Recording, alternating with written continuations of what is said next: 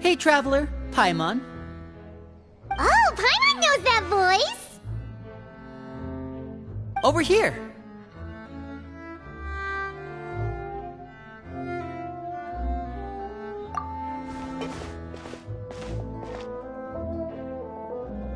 To borrow one of the more popular turns of phrase at the moment, this appears to be quite the fated reunion.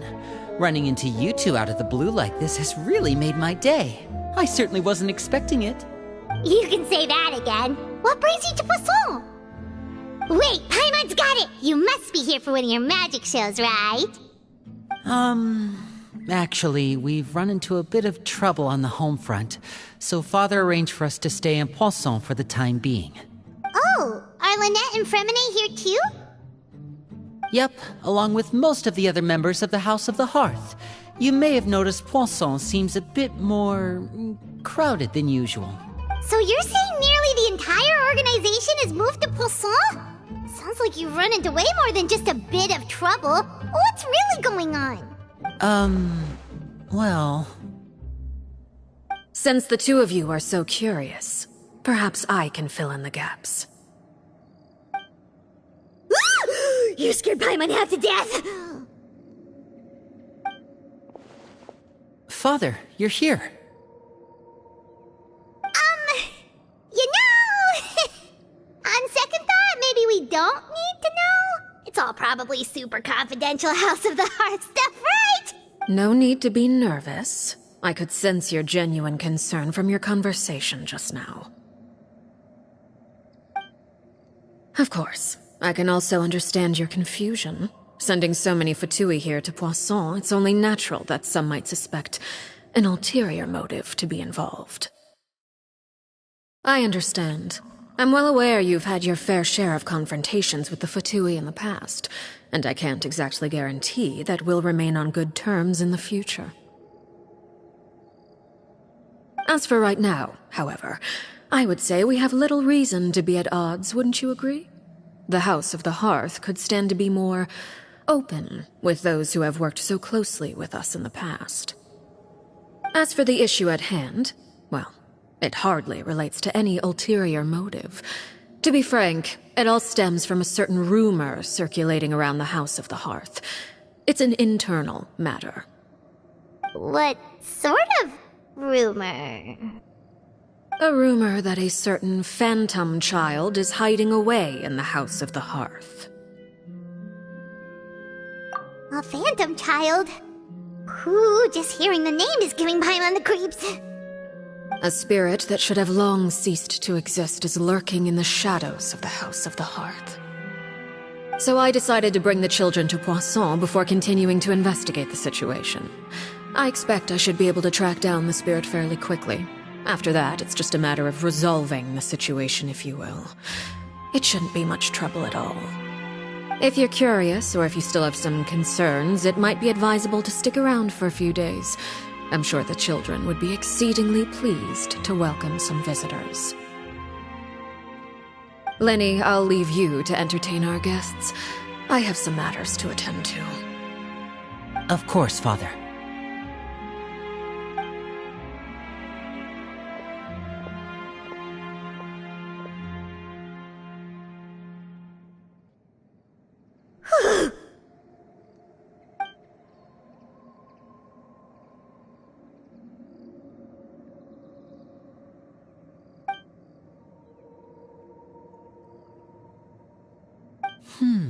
It has long been a dream of mine to invite you to our home and introduce you to my other siblings. You're quite well known in the organization already. A lot of people have been talking about you, especially after everything with the prophecy. If you're willing, why don't you stay a while and have a little chat with us? Alright.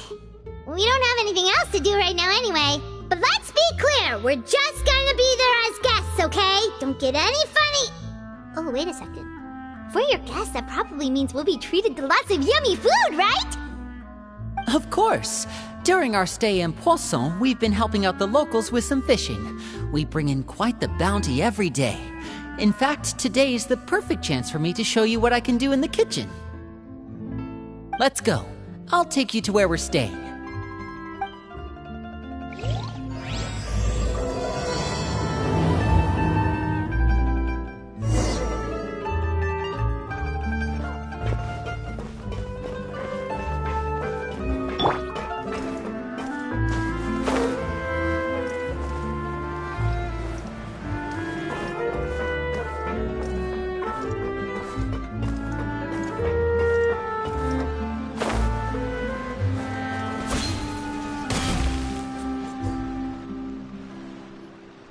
We rented this house from one of the locals to use as a temporary base.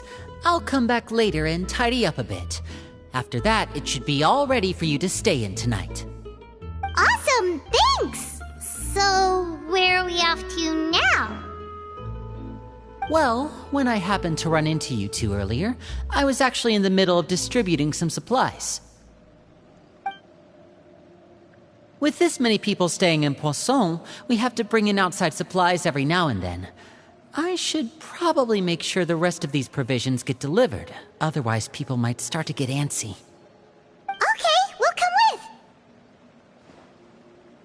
There are all sorts of rumors about your organization floating around out there. Paimon's not sure if she could even take a wild guess as to what's true and what's not.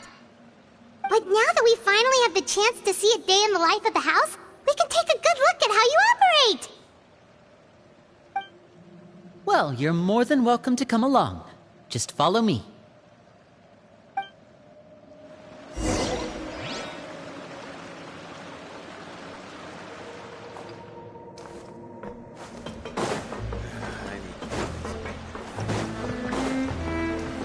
Time to go.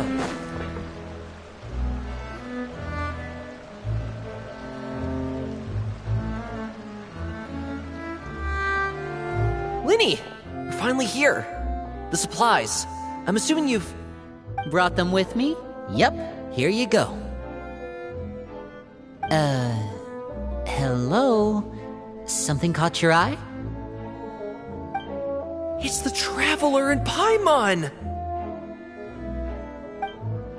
No way! Come here, everyone! Hurry! The Traveler and Paimon are here!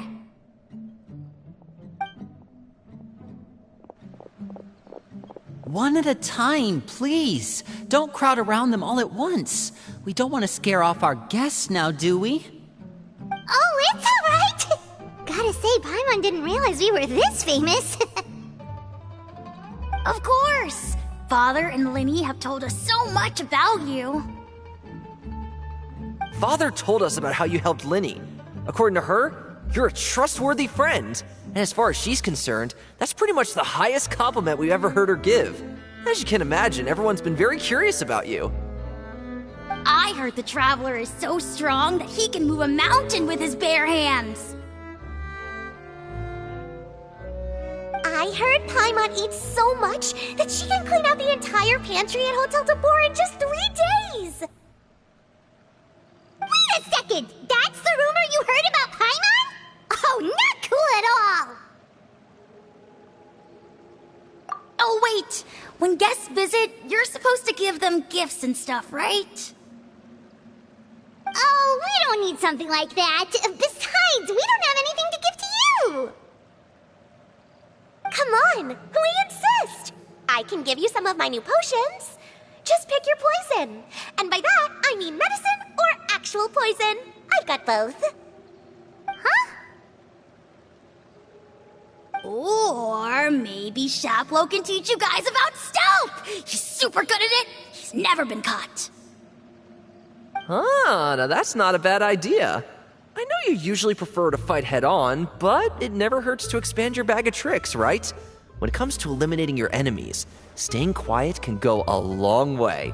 Trust me, I would know. I was poisoned not too long ago, and I'm still dealing with the after effects. so I'm not quite as good as I was before, but I can still give you some pointers.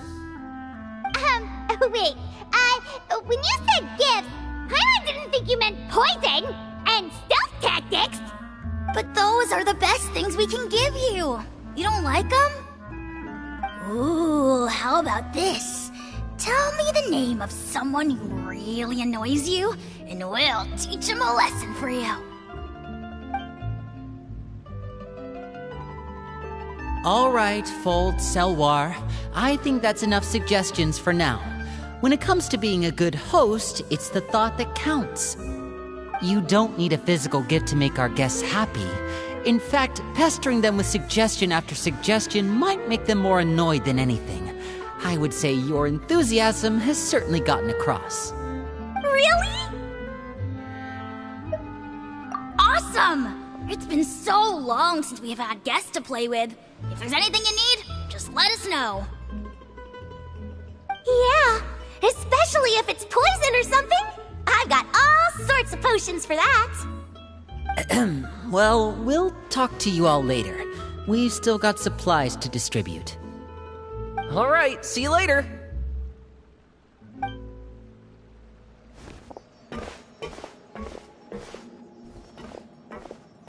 Bye!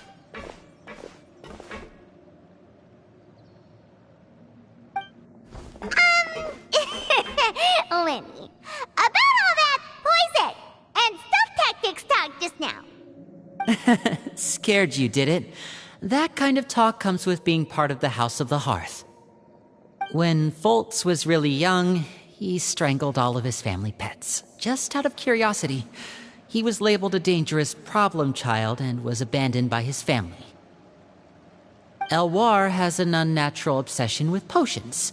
Father has forbidden her from trying all the different concoctions she comes up with, but she still tries to test them in secret. You really have to keep an eye on that one. Chaplot is around my age. While I'm mainly responsible for collecting intelligence, he handles surveillance. He's very passionate about his work and has no reservations about taking on some very difficult missions. I know you two probably aren't used to that kind of talk, but I can promise you they only had the best of intentions. Things like stealth tactics and developing different poisons, they really mean a lot to them.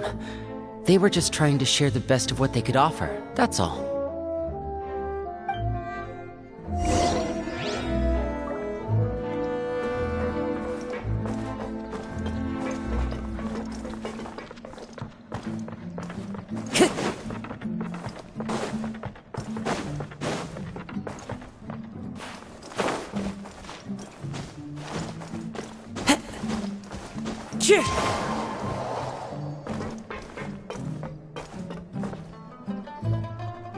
Filio, supplies are here.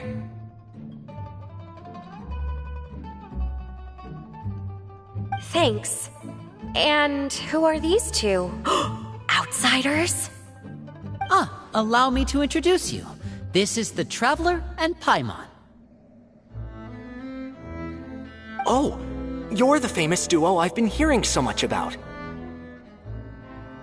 It's nice to meet you. I heard you've traveled to all sorts of places. Is that true? Of course! We're making our way all across to that! Oh, good for you. You must be pretty familiar with Fontaine by now, then. Have you seen the new opera that started running recently? I think it's called... The 4,000 Thieves? Oh, this is the first we've heard of it. It seems like it's going to be fantastic. From what I've been able to tell from the posters, anyway. You should definitely check it out if you have the time. Oh, and there's The Blind Maiden, too. That one is supposed to have audience interaction. Seems pretty interesting.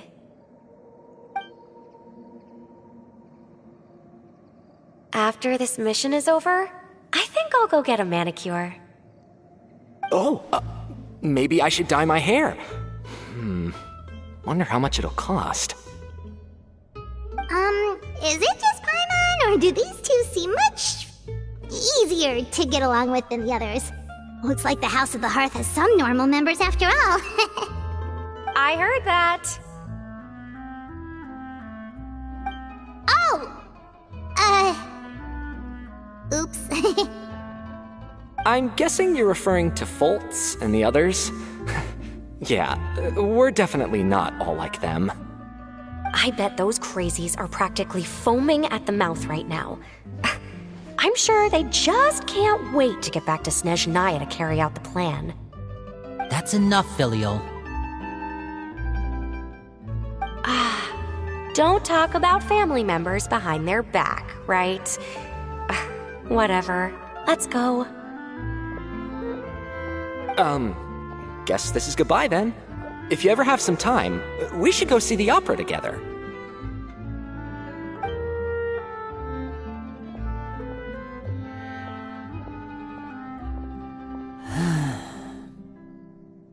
Well, that's it for the supplies. We should probably head back as well.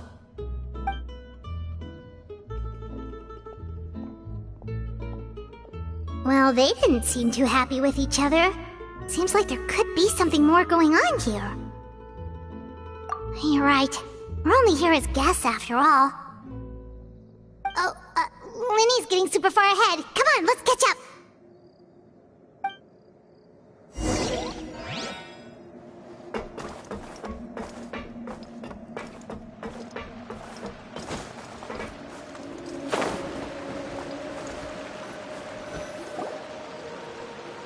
So, what do you think of the members you've met so far? Well, Father is always encouraging us to be strong-willed and independent. So if there's one thing we've got, it's people who aren't afraid to speak their mind. Well, I should probably get cooking. Wanna join? Of course! Then let's head out and... Fremine? What are you doing here? Fremine! Nice to see you again!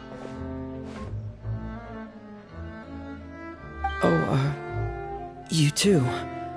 I heard you're here as guests of House of the Hearth. Welcome. We were just going to make some food.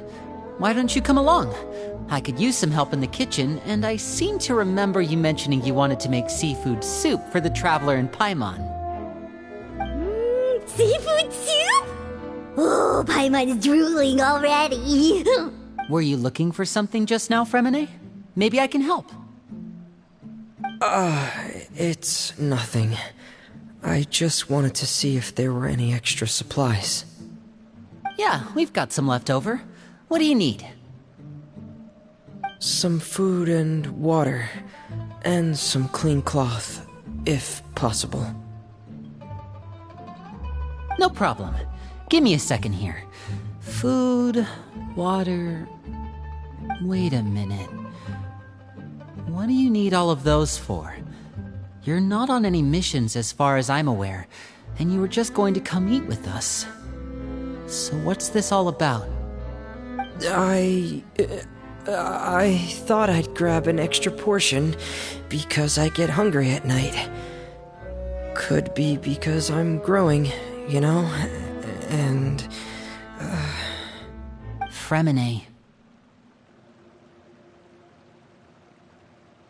You remember what I told you? You're not like me. Your lying skills still need some work. Tell me what's going on. Is it really bad enough that you have to keep it from your own brother? Maybe it'll be better if we gave them some space.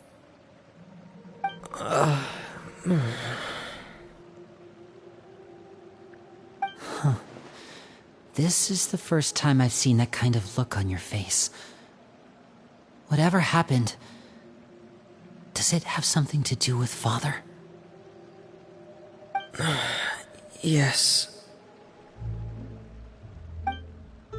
Just follow me.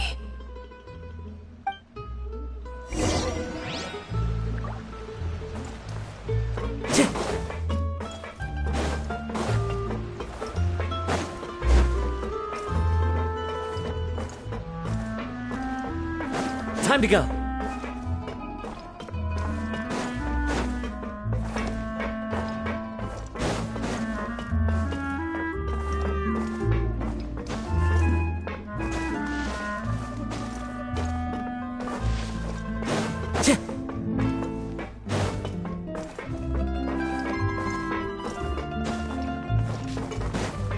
Time to go.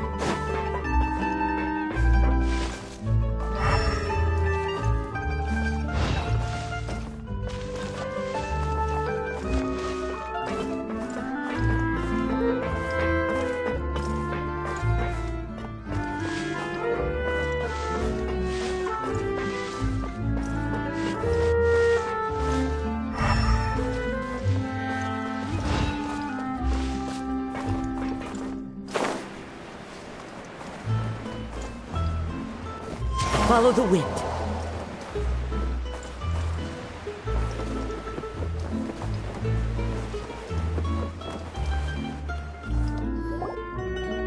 You're back! Oh, and you've brought some friends with you this time! Hello, my name's Linny. I grew up in the House of the Hearth. And you are? Hi, Linny. I'm also a child of the House of the Hearth, just like you! You can call me Clairvy.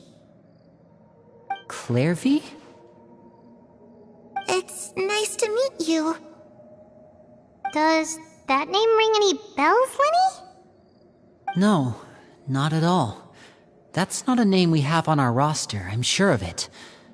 What I'm not sure of, though, is how she managed to sneak in. She must be the phantom child Father's been searching for. From the looks of it, I'm guessing you were the one that found her, Fremine. You, haven't told Father, have you? No, I haven't told anyone. I've just been keeping her hidden. For how long? About half a month now. So ever since we got to Poisson, then, do you have any idea what you're doing? I know what I'm doing. Really? 'Cause from where I'm standing, it looks like you're hiding the very person Father has been trying to find. If Father finds out about this, everyone involved is going to be punished. You know the rules of the house, Fremine. I know you do. Father doesn't tolerate any form of betrayal. So why are you doing this? I've thought it through. And I just can't hand her over like that. Linny, don't you remember last year? Sheplo nearly died after getting poisoned during that one mission. He wasn't able to get back before the poison started taking effect, and not a single person was there to help him. That night, while I was sleeping, I heard a voice telling me to go save him. I opened my eyes, but I couldn't find the source of the voice. I thought maybe I was just hearing things, but I went to look for him anyway. Luckily, I got there with enough time to save his life. That feeling of being haunted, of hearing voices, it's happened many times in the House of the Hearth. I'm sure you've noticed.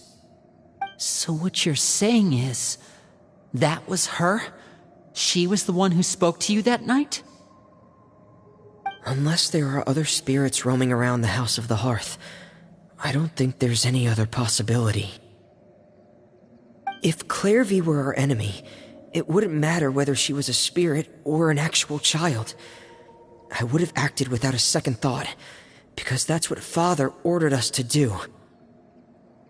But she's been living with us, helping us from the shadows all this time. I think that makes her family. I couldn't just hand her over to be dealt with. Not when there's so much we still don't know. So what's your plan then? You can't keep her here forever. Someone is bound to find out eventually. I haven't thought that far yet. I don't want to disobey an order from Father, but I also don't want to put Clairvy in danger. Come with me. There are a couple things I'd like to say to you in private.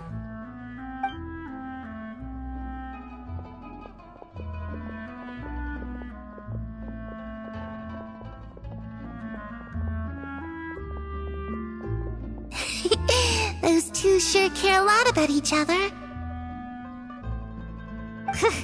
Well, they got a funny way of showing it. From where Paimon was floating, it sure seemed like they were about to bite each other's heads off. No way! They have a really deep bond. I could tell right away, because I also have a friend like that. I just don't know how long that kind of bond can last. The darkness in the house runs deeper than you can imagine. No one can get out alive. I'm sorry, Linny. I really didn't mean to drag anyone else into this. Oh, really? You didn't mean to? 'Cause I, for one, wish you did. Huh? What do you mean? You know, when we were younger, you didn't call me Linny. You called me brother, just like Lynette. We grew up together, the three of us. We were all orphans, all rescued by father. Of all the siblings in the House of the Hearth, I think our bond was the closest. Later on, when you started calling me Linny, I wasn't actually surprised. After all, Lynette and I are related by blood. We've had to depend on each other to survive long before we joined the house. Linny, The darkest and most difficult moments of my life happened before you and I had ever met. I'm sure that's true for you as well. Even so, Fremine, we've stood by each other for all these years now, and to me, that means more than blood. You and Lynette are the most important people in my life. No one can replace you. So I won't let you face anything alone. Not if I can help it. Oh, looks like things are getting kinda heated between Linny and Fremine. Maybe we should go check on them. Oh, it's raining. I should put my clothes away.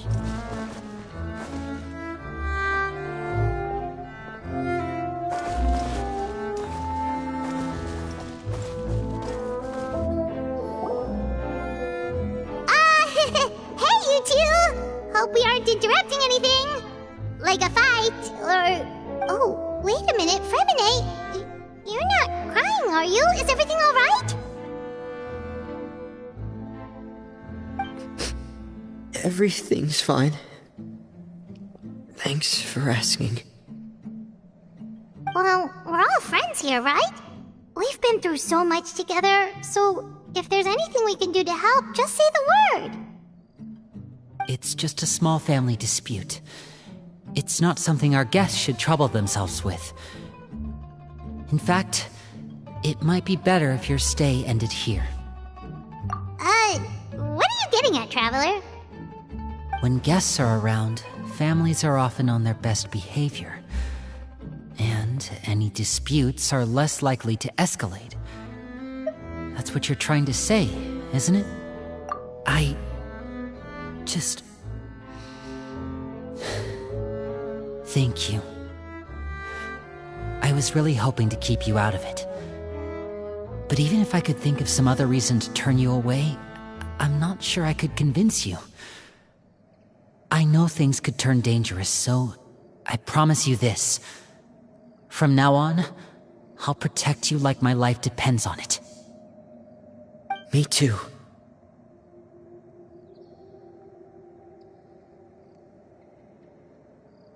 Well, back to the matter at hand then. If we don't plan on handing Clairvy over to Father, then our only other option is to solve the mystery of her identity before Father is able to track her down. That means finding out where she came from and what she's doing here. Then we can send her on her merry way and pretend like none of this ever happened. I've tried that already. And? And... nothing. I tried taking her somewhere really far away, but... after some time, she just reappeared. She even came with us all the way to Poisson. It seems like wherever the house is, she follows. I don't know much about spirits. Do you two have any ideas? Let's see here. Paimon remembers hearing something like if you fulfill a spirit's last wish before they die, they'll let go of whatever is keeping them here and return to the ley lines. Oh, it's just that Paimon doesn't really remember where she heard that, so it's not guaranteed to work or anything. Well, sounds like it's worth a shot. Guess that means we should go ask her about her wish. But first, Fremine, I need you to promise me something. What is it? I need you to promise me that this will stay between the two of us. We're the masterminds behind this whole thing. No one else gets involved. Can you do that for me? Of course. I promise. All right. Then let's seal the promise just like when we were kids. Fist bump on 3. Ready? 1, 2, 3. I swear.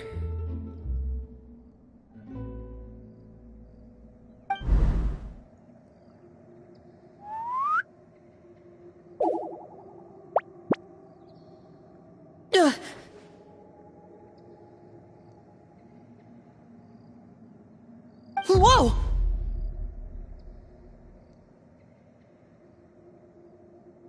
Lynette! But what a surprise! What brings you here, dear sister?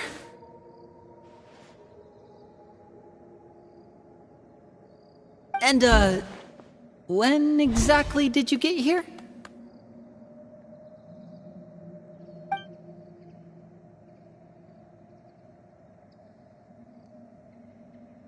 You're an idiot, brother.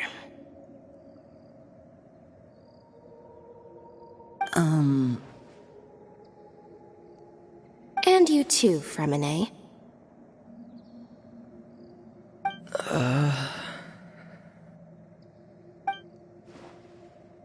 You 3, Traveler. And you 4, Paimon.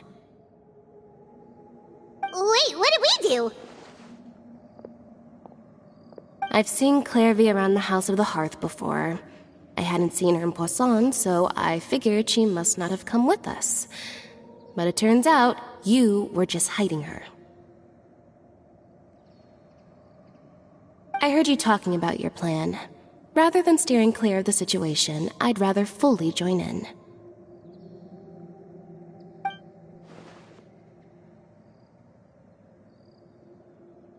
If you don't agree, I'll have no choice but to report everything back to Father. Simple as that.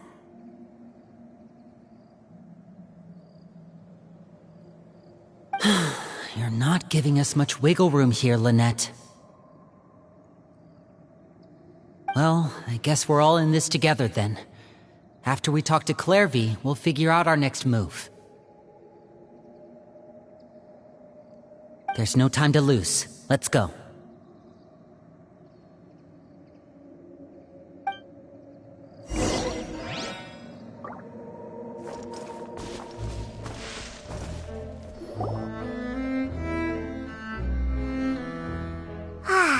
I'm full. Thank you for bringing me this food, you guys. She said she's full, but the food doesn't look like it's even been touched. That's right. Based on what I've been able to observe, it doesn't seem like Clairvy can interact with the physical world at all. Still, when she's presented with food, she'll always linger around it for a good little while. Maybe, in her mind, she really is eating those things. Does she know that she has already passed away? I've tried to ask her, but she didn't answer. My guess is that she's just as confused as we are. Or maybe she couldn't understand the question at all. Clairvy, if you've got some time, I'd like to ask you a few questions. Sure. Oh, another new friend. Hi, I'm Clairvy. Hello. Clairvy, how did you join the House of the Hearth? Huh? Isn't it the same for everybody? The knave brings you here and then you can't leave. It's just that your name, it's not on the roster. And I've never seen you before. The roster? Oh, I get it now.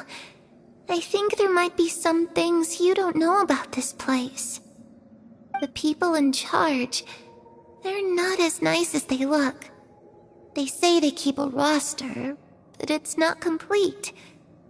There are a lot of people who aren't on it, and never will be. In this house, some people are family, and other people are just test subjects. Those kinds of people aren't ever going to get a place on the roster, unless it's the roster of people who've been executed. Wait, does that mean the knave... she... Is there anyone that can vouch for you?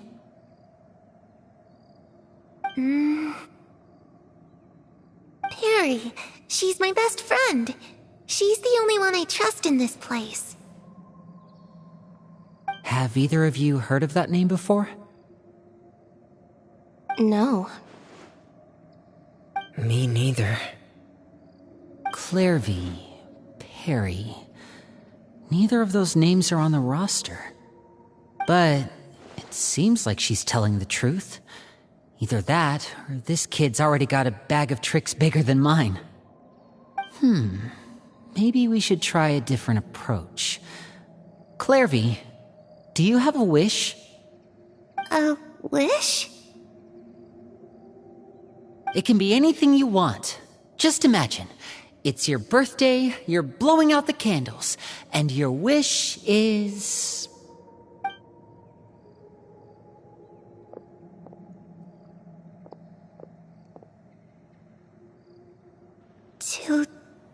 To go outside.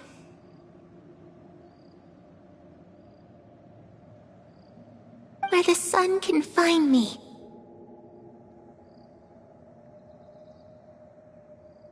That's it? Well, that sounds easy enough. The darkness in the house runs deeper than you can imagine. No one can get out alive.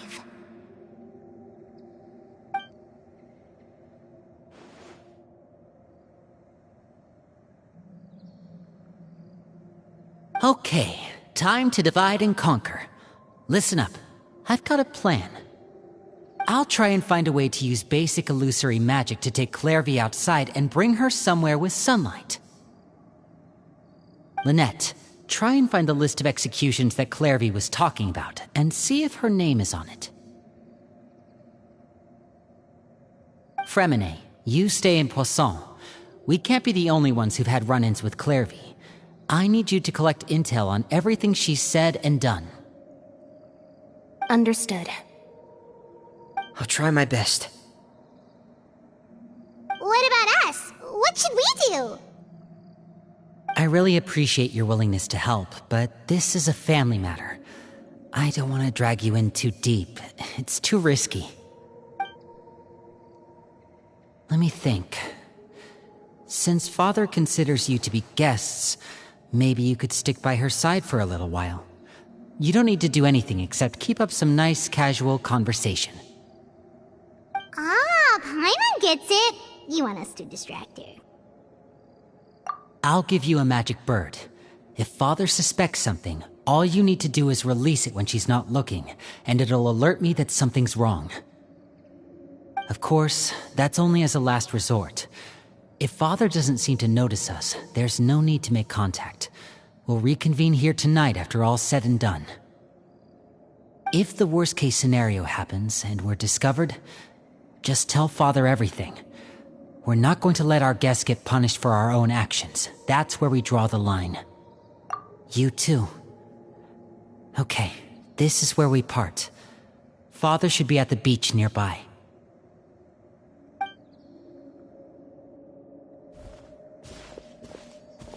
I really hope this goes well. No, it has to go well. That's the only way this can get resolved.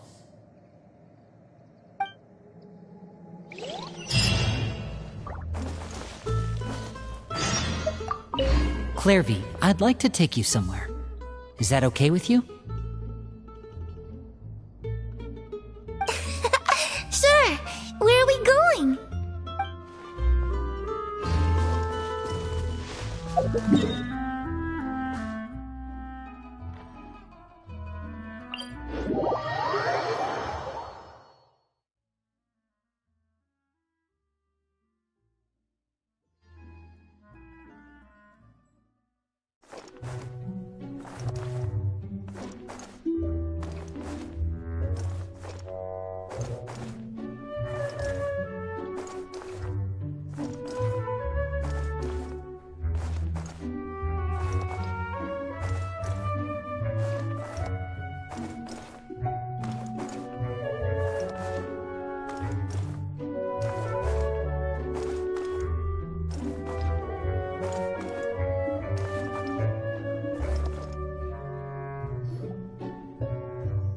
It's the knave! And... child! Hey, aren't you supposed to be in Snezhnaya recuperating? What are you still doing in Fontaine? Oh, it's you two. I didn't expect to run into you here. I was unconscious for quite a while after the fight in the Primordial Sea. After I woke up, I realized I was being taken back to Snezhnaya, and well, I couldn't have that now, could I? Not when I've still got unfinished business here in Fontaine. So, I mustered up all my strength and made the journey back on my own. What sort of unfinished business are we talking here? It has to do with Skirk, my master. I really wanted to meet up with her, but by the time I got back, she had already left. I still have so many questions for her. Without any other leads, all I could do was ask the knave to help me track her down. She must have left behind some traces from her time in Fontaine. Oh, okay, so have you found any clues? Unfortunately, no. While the House of the Hearth is adept at collecting all manner of intelligence, certain existences can still manage to escape our purview. Basically, unless Master feels there's a need to meet with me, she's not going to be found. But that problem has an easy fix. I just need to become stronger, and then... Paimon thinks you should focus on getting better first. The worst of it is over. It's all thanks to that one kid from the House of the Hearth. Elwar, I think her name was. She gave me a bunch of random potions to drink. They didn't go down easy, let me tell you. Pain and chills all over. But they really did help speed up my recovery. And that's good, because it looks like I really do have to head back this time. The old man's been putting the pressure on me. He sent someone to tell me I'm needed for some sort of project. Project Stuja? Yeah, that's the one. I heard Regrader's involved too. I'm not looking forward to having to listen to all his monologuing, that's for sure. Hey, maybe you could think of a way for me to stay in Fontaine for a little longer.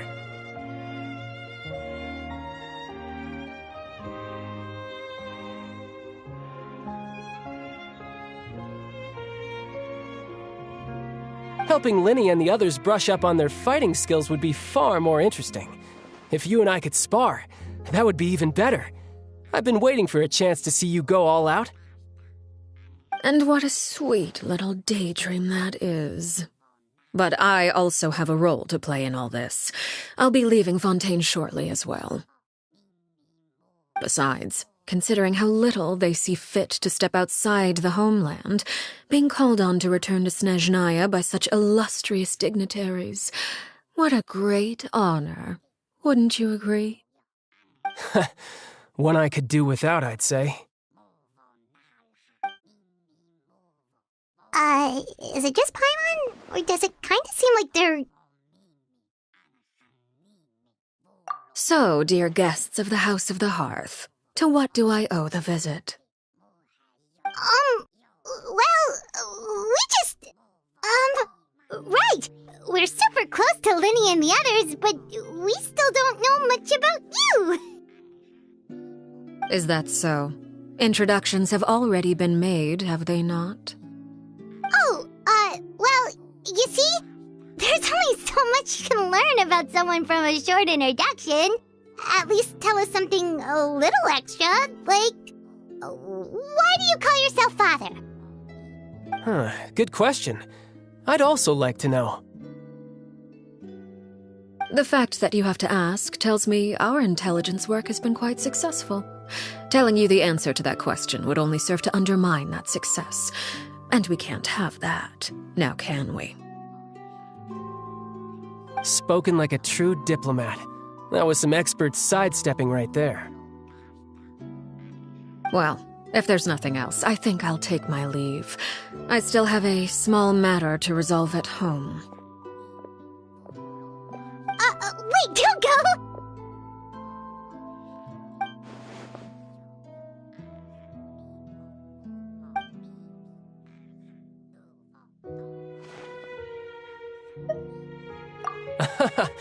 I'd also like to hear the answer to this.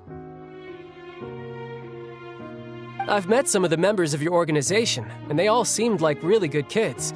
They actually reminded me of Tonya and Tusser. Which, by the way, if you ever betray them, I'm just letting you know, I won't let you off easy. And why would I betray them? Well, you've already betrayed the House of the Hearth once, haven't you? At least, that's what I heard.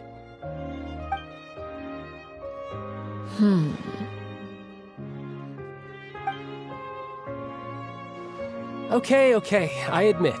That's just what the old man told me. The rooster, I mean.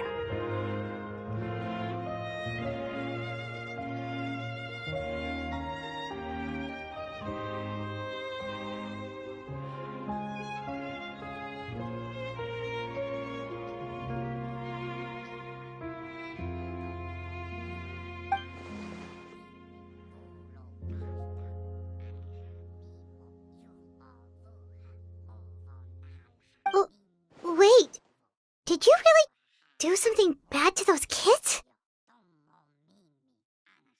Never mind what I've done. I'm more curious as to what the mighty rooster had to say. Care to enlighten me? Well, nothing much. Just some stuff about you taking out many other members of the House of the Hearth, and even going so far to attack your own family.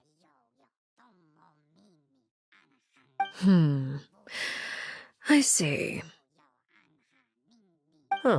Based on your reaction, I'm guessing it's all a bunch of lies. Hardly. I don't appreciate his particular turns of phrase, but I suppose he didn't say anything untrue. Although, it would be more accurate to say that there is a certain level of prejudice involved, but I don't intend to clear that up just yet. Prejudice has a funny way of concealing the real truth behind certain things, an attribute that I find to be quite advantageous. Call yourself a Fontanian, for example, and people will assume all sorts of things, when the real truth is that this is simply the land where I was raised.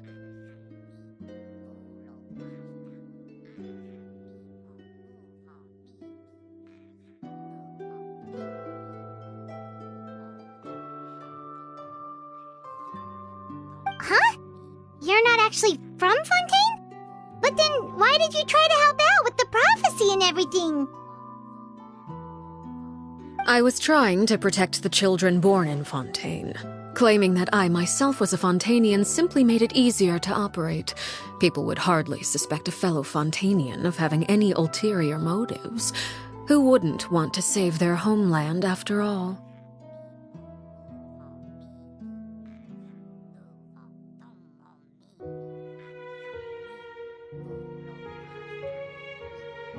The primordial sea wouldn't have any effect on me, but it would have caused great harm to the House of the Hearth.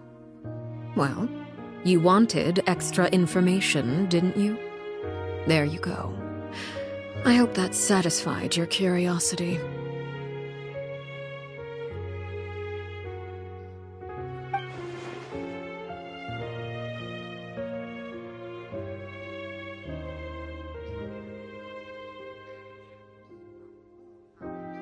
So, you stayed in Fontaine for the kids. I guess I was wrong to believe you'd betray them. Apologies. Looks like I was holding on to some prejudices myself. Good. Like I said, I like it when others have misconceptions of me. Actually, while I was recuperating at the House of the Hearth, there was something else that really caught my attention. I heard that members always resolve disputes and arguments with a friendly spar, and the loser has to back down. Seems pretty cool if you ask me. Would also give them plenty of opportunities to hone their skills.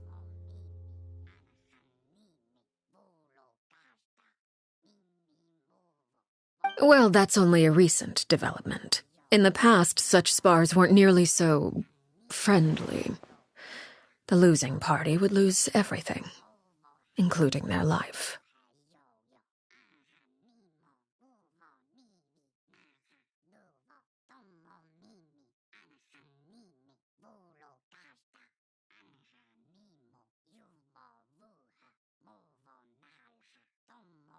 They were that high stakes?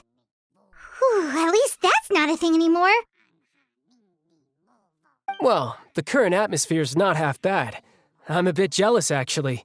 You've got so many family members around you, and you even get to live with them. Having a lot of family around means dealing with a considerable amount of bickering and scheming. Once Tonya and Tusser enter their rebellious phase, I'm sure you'll understand.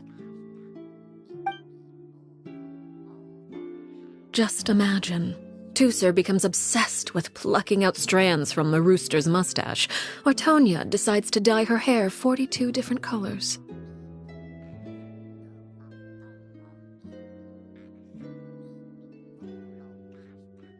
Okay.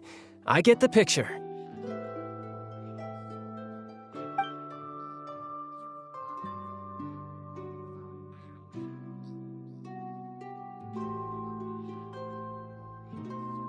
Well, would you look at the time? I should probably get going. Traveler, Paimon, I'm not sure where our paths will cross next, but the next time we run into each other, we should definitely try and find some time to spar. Again, maybe this is a conversation we can have when you look less like you're gonna keel over. All right. Well, thanks for everything, Arlecchino.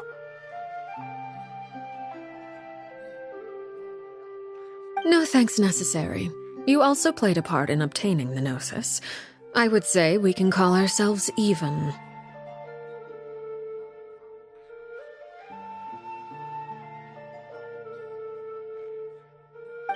I like the sound of that. Well, I'm off. See you all some other time.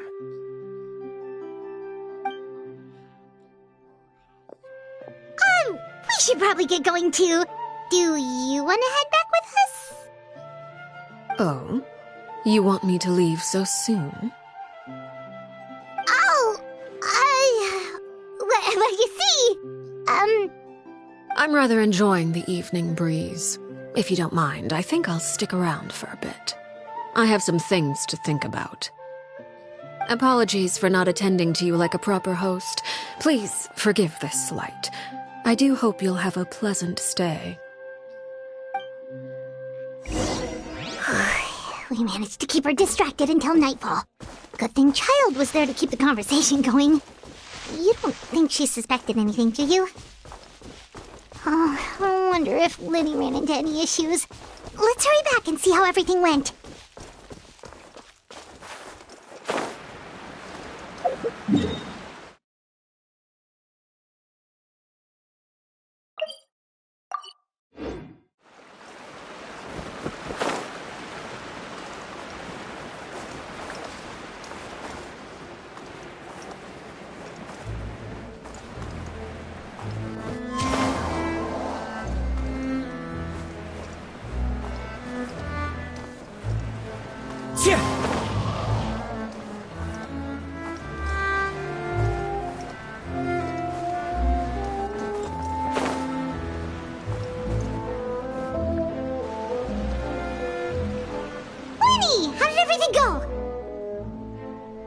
Well, long story short, we ran into a small issue. Clairvy can't go into the sunlight. Everything was fine at first. She followed me up to the surface just like I told her.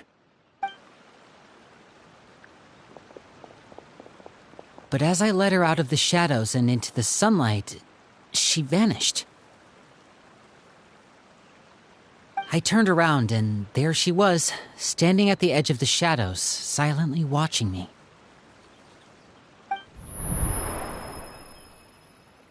Huh. Maybe she's afraid of sunlight, or... No, it wouldn't be her wish if that were the case. Well, we could always try pushing her into it. Oh, true. I've pretty much tried it all already. Nothing worked. Eventually, the sun went down, so all I could do was bring her back here. How did it go with you, Lynette? Good. I've got the list. It's right here. Really? Well, what are we waiting for? Let's take a look!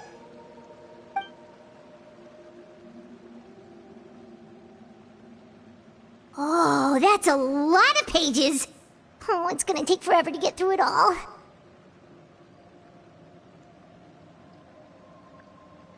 We can each take a section. Here. La Pouillade, L'Endroit, Chambel, Horaire.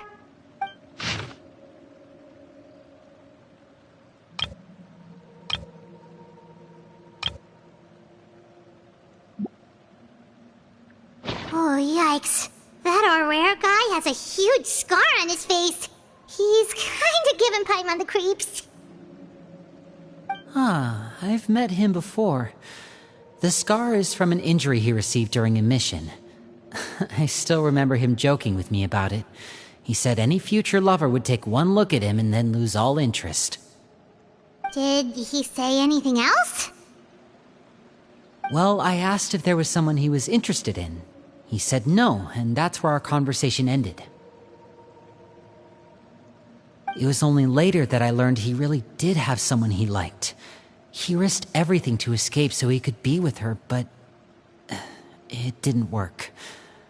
One day, Father asked to see him, and, well, I never saw him again after that.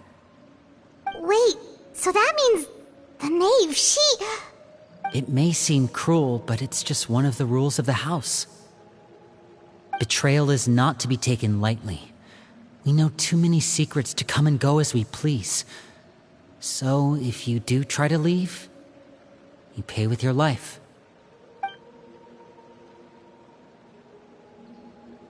Her name's not here, huh? Well, that's not too surprising. It doesn't seem like this list is complete. It only contains records dating back around 5 years.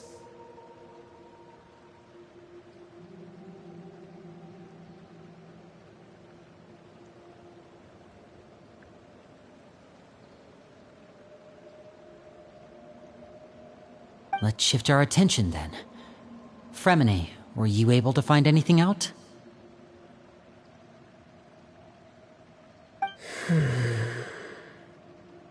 Fremine. Sorry. I was thinking about something. I managed to talk to quite a few people, but I couldn't help but notice that the atmosphere in the house was a little... strange. Strange? Yeah, I mean, I know there have been arguments in the past, times when people haven't gotten along. Chaplot and Filiol are a good example of that. Oh, those are two of the people that we met while delivering supplies. Paimon can see how they might not get along. They had very different vibes, and their, interests seem to be pretty different as well. That's to be expected, actually. Father brought us all here, shared her knowledge with us, taught us how to fight. That's one thing we all share. But that's also where the similarities end. not all of us feel the same desire to stay here. As members of the House of the Hearth, we're also considered part of the Fatui. And to a lot of people, that's an identity they never asked for. Certain members get older and realize they want something else for themselves. But considering the rules of the House, most people would never say that out loud. People like Chaplot and Foltz are loyal to Father and her vision. They're proud to be part of the Fatui. Filial and Nantoy, on the other hand, well, they aren't quite as enthusiastic. These kinds of conflicts have always been there. It's not like Father is in the dark about any of this. Well, that's true. But it just feels like things have gotten worse lately. Filial and the others, it seemed like they were meeting in secret to talk about something.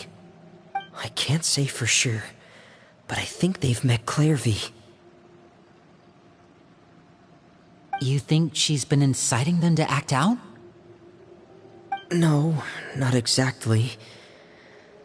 But I wouldn't be surprised if she said something to them about the darkness in the house and how deep it runs. She's told me about it before. Experiments being run on children. People being used as pawns on the battlefield without so much as the strength to survive. And they just believed all that? Without any evidence? Clairvy's words probably gave them the excuse they were looking for. Whether they actually believe them to be true is secondary. This is all because of Project Stuja, isn't it? Whoa. Hold on a second. What's this Project Stuja all about, huh?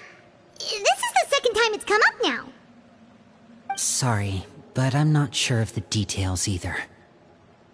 I only know what Father has told us, which is that it's something the Rooster and Regrader have been working on together. Apparently, it has to do with the Fatui's strategic plan for the future.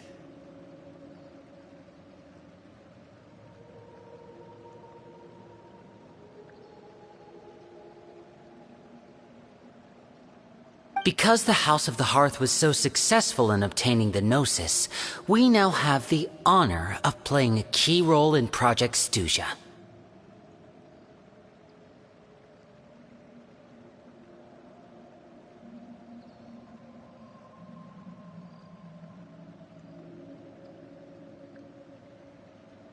Wait, but isn't that a good thing?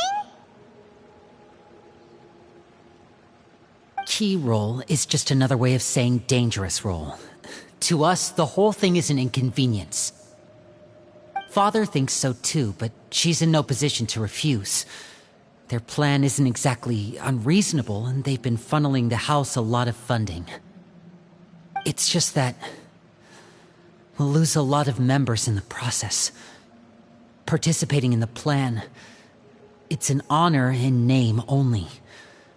What they're really trying to do is subdue us. The existence of an intelligence organization outside their control makes them feel uneasy.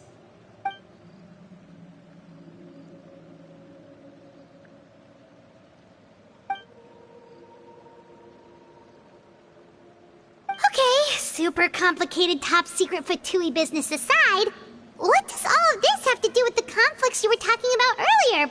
Paimon doesn't get the connection. External pressure has a way of exacerbating internal strife. You can't overlook the power of fear either.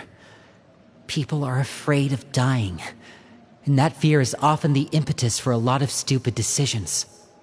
I thought resolving the Clairvy situation would make everything go back to normal.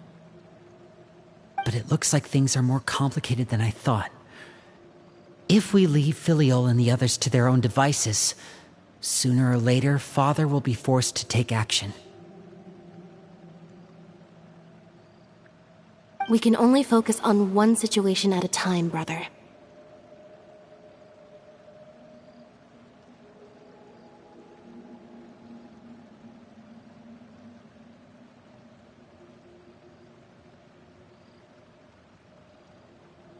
You're right.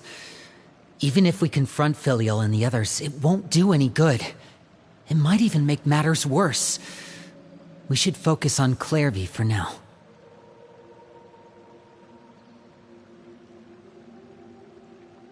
Well, it's getting late.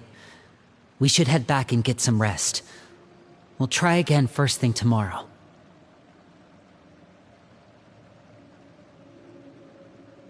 Lynette, you stick with me this time. Fremine, keep a close eye on Filial and the others. Make sure they don't do anything they'll regret. Good work today, everyone. Have a good night, and I'll see you tomorrow.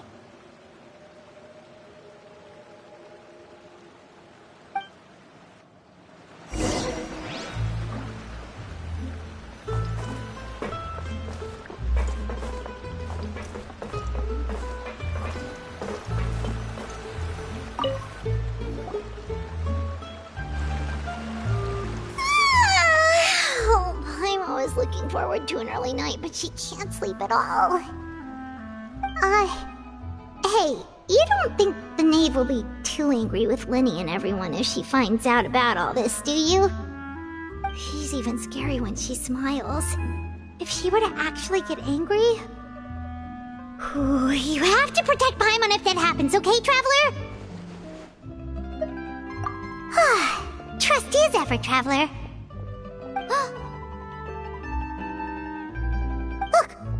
Look over there! Quick, let's catch up with her before anyone sees!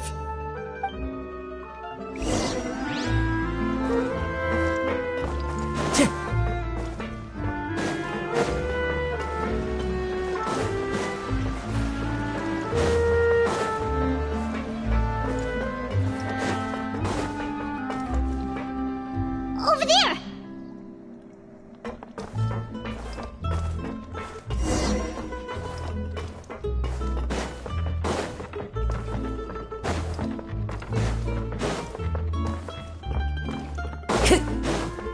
Oh, where is she going? Oh, if someone sees her, we're toast! Time to go.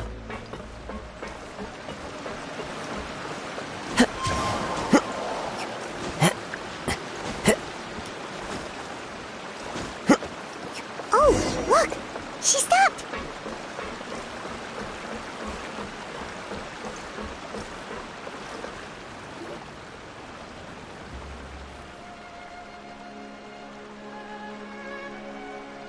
Clearvy! Shh!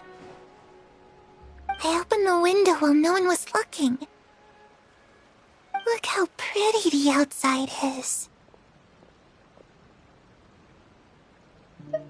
If only I could have more than this. You probably think I'm being silly, huh? All this hopeless resisting. It's better to dream of what I could have than try to make it a reality, right? Please, help us get on the same page here, Clary. We need you to tell us what you know. Can you do that? Sure. Although, after you hear all this, I think you might regret that decision. Everyone in this family is nothing more than a tool, something to be used and exploited. We're all expendable, including me. As long as you're useful, you get to stick around. Lose your value, and you're handed over to the doctor, experimented on, and given a fate worse than death. I've seen it happen again and again, and I've had enough.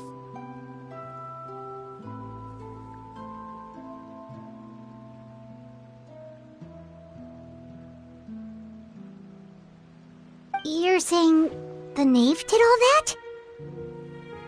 It's just, that doesn't seem like something she would do. She's scary and all, but it seems like even she has lines she wouldn't cross. I knew you wouldn't believe me. Everyone thinks she's a good person. They all think of her like a real mother. Mother?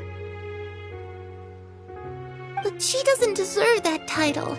She's disgraced it and tarnished it. And if I had things my way, I'd never see her again.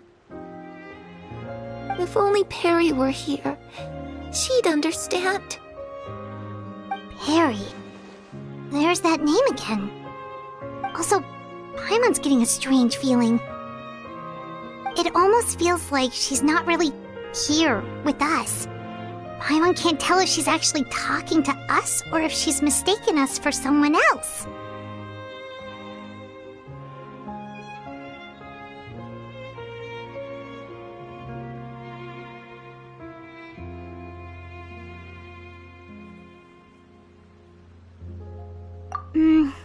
Well, in any case, it seems like she really needs someone to talk to.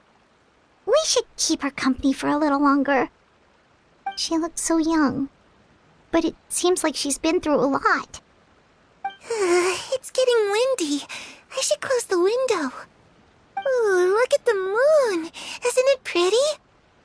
Hey, wanna hear a secret? I heard that if you look up at the night sky in Snezhnaya, you can see the aurora. It's supposed to be super pretty. Even prettier than the moon tonight. Perry and I promised each other that once we're older, we're gonna go see it together. But I can't find her. I'm worried she's also been... No, that wouldn't happen to her. She's special. Mother likes her a lot. I should really go talk to Mother, but we just fought. She doesn't want to see me, and I'm too scared to face her. What should I do?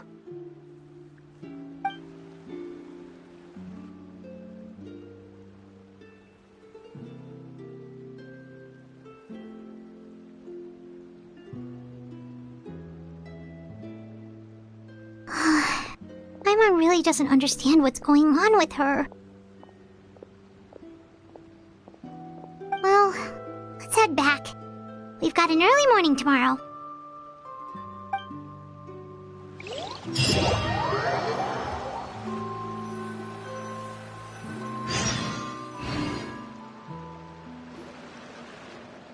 All right, looks like we're all here.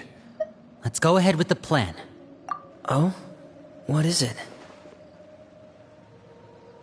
What makes you ask that?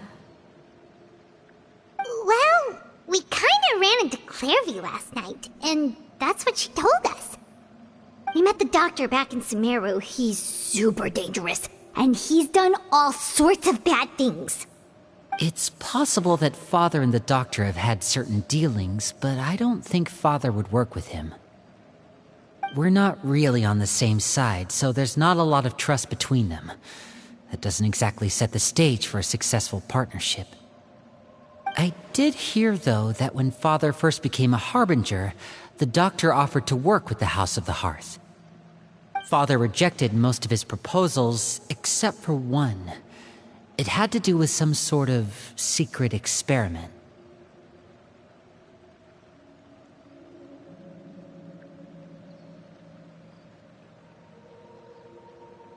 Secret experiment?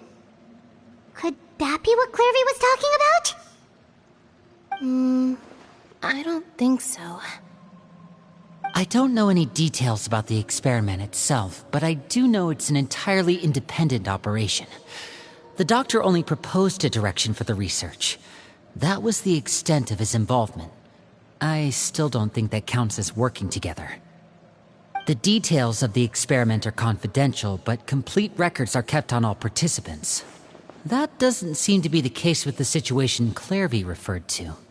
I know you don't agree with some of the Fatui's methods, and I'm not asking you to. But I am asking you to trust us on this. The House of the Hearth has its own principles. There are certain lines we're not willing to cross. Alright, that's good to hear at least.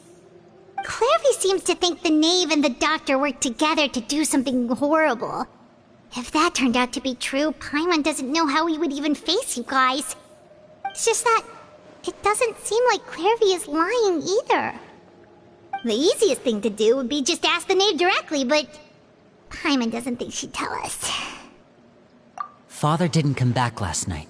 She's probably still near the shore. We'll be counting on you to distract her. Lynette, you're with me. Fremine, you know what to do. Be on your guard, everyone. All right, let's get to it.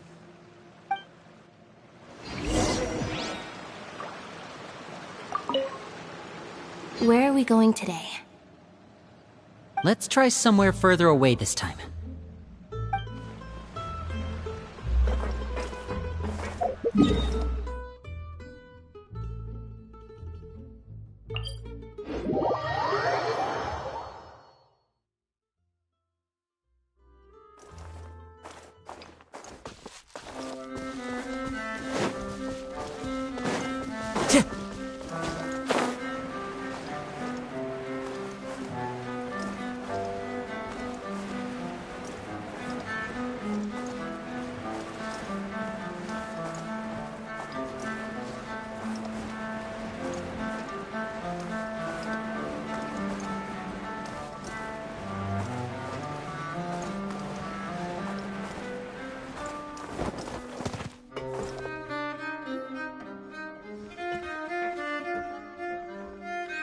Ah, it's you two again.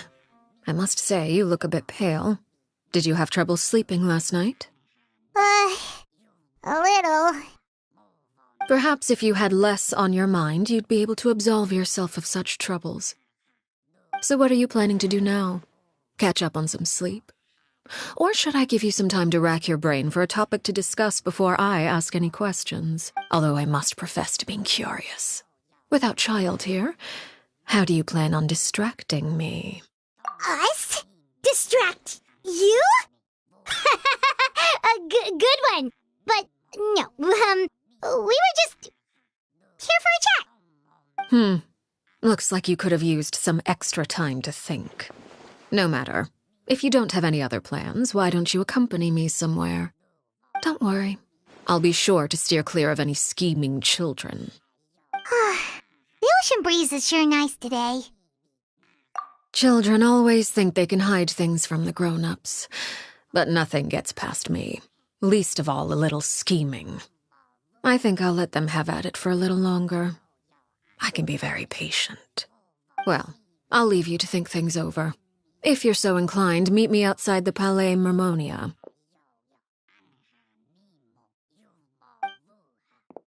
Good things come to children who do as they're told. So I do hope you decide to tag along. If only for your friends' sakes. What should we do? She clearly knows about everything we've been doing, and Paimon doesn't think it'd be a stretch to say she was threatening us just now.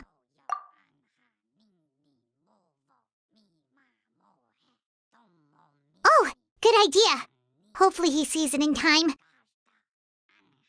Well, we should probably head to the Palais Mermonia. Paimon doesn't want to find out what happens if we don't show up. Based on what the knave was saying just now, it sure didn't seem like it'd be anything good. Okay, then we probably shouldn't keep her waiting. It seems like Linny and the others are on thin ice, so let's do our best to not get them in any more trouble.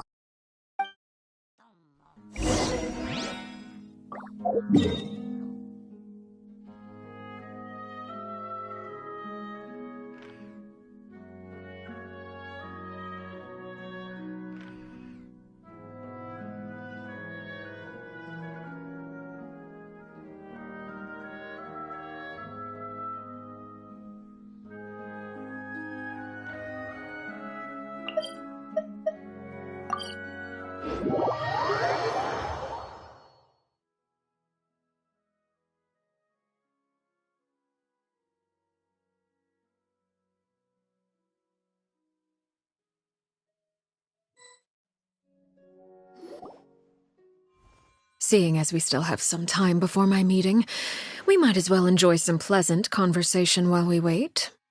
I'm glad to see you get along with my children. Being surrounded by good companions is necessary for a child's development. You're not planning on doing anything to them, are you? I assume you're referring to Lenny, Lynette, and Fremine. Although, there's that situation with Filial and Nentoy as well. It appears quite a few people have been acting out lately. No matter. I'm not one to discriminate. All those who betray the house meet the same fate. There are no exceptions. Does that mean you're going to kill them? Oh, are you here to beg for their lives? I'm sorry to disappoint, but the rules of the house change for no one. In my organization, everyone is responsible for their own actions. But don't you care about them at all? They really respect you. They even call you father. You must feel something for them. Any organization in which feelings come before principles is one destined for ruin. The House of the Hearth is hardly an exception. You could say our principles are more stringent than most. Perhaps I can offer you this consolation at least. As our guests, you two will not be held accountable along with them. I would imagine Linny, Lynette, and Fremine will be able to keep their lives. As for Filion, Nantoy, and the others, I'm afraid there's little I can do. They can try to escape, but once you know our secrets, there's no getting out alive. But that's awful. Ah, you seem concerned. Out of consideration for my guests, I suppose I could turn a blind eye for a little longer. If Linny and the others manage to dispose of Clairvy in the meantime, all evidence of their wrongdoing will be lost. In that case, I could hardly punish them for something I couldn't prove. If their efforts are unsuccessful, on the other hand, all will be held accountable, and the punishment will be severe. Of course. Oh, and here, I believe this belongs to you. Do try and keep better track of it next time. It takes a considerable amount of time to train a bird like this. It would be such a pity if you were to lose it. Permanently. Wait, where did you get that? Well, I'm afraid that's all the time we have to chat. Now, for the matter at hand.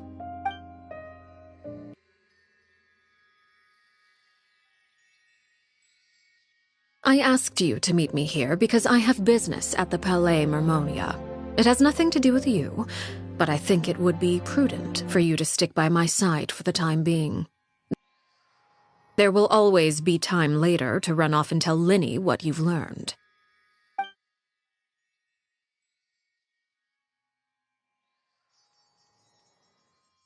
Well, time to go. Looks like we wrapped things up just a...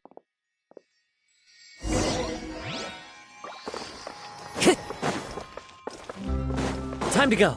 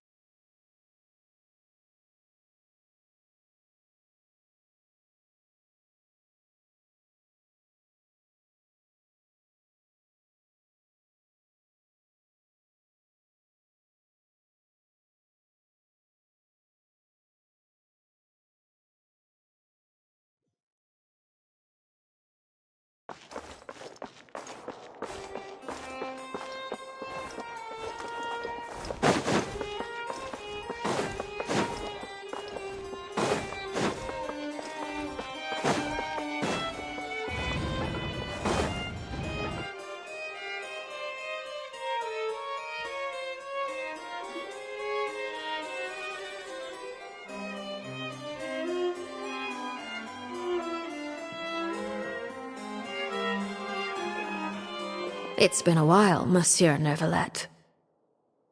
I must say, I wasn't expecting my meeting request to be approved quite so quickly. The Palais Mermonia operates with an efficiency worthy of admiration. It is only right that an esteemed diplomat such as yourself should be afforded the proper level of respect. Although, if I may speak plainly, I must confess that I did not anticipate we would have the occasion to meet again after presenting you with the Gnosis. I see you brought the Traveler and Paimon with you as well. If I may inquire as to the purpose of your visit. I'll be departing Fontaine shortly. There is, however, an outstanding matter that I would like to see resolved before I go. It requires a rather lengthy explanation, I'm afraid. So I took the liberty of explaining everything in this proposal. Please review it at your leisure, Monsieur Neuvillette.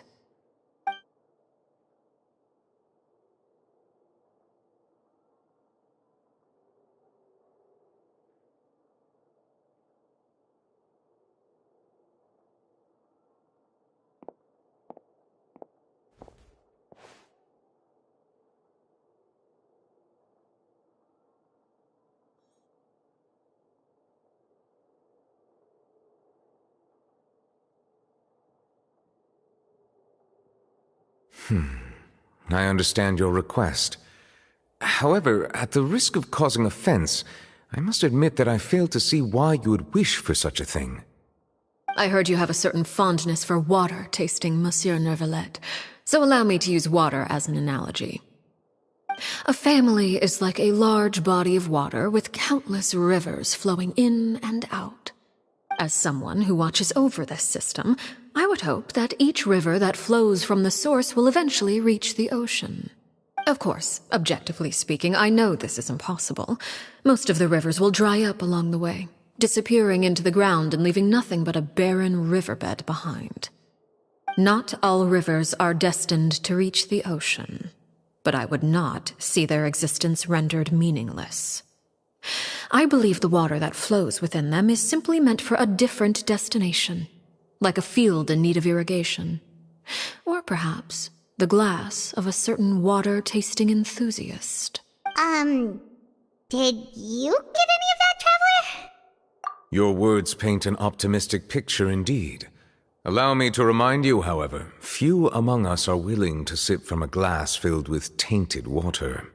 It may have been tainted at one point in time, but not to worry. I'll make sure it's strained of all impurities and returned to its cleanest form.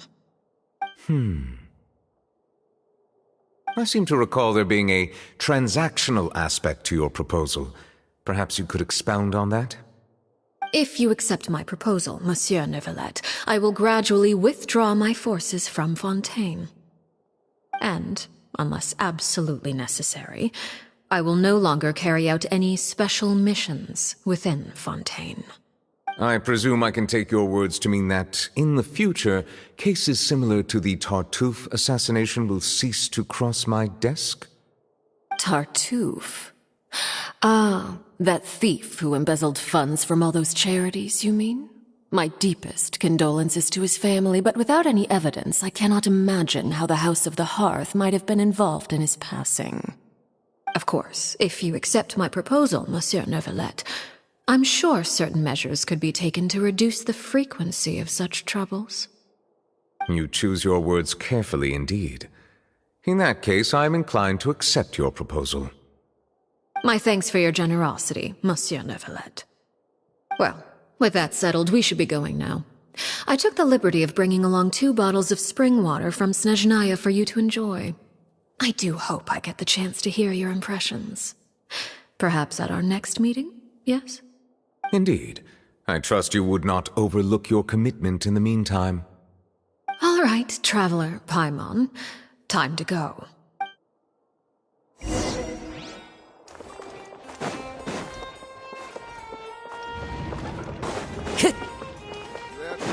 Time to go.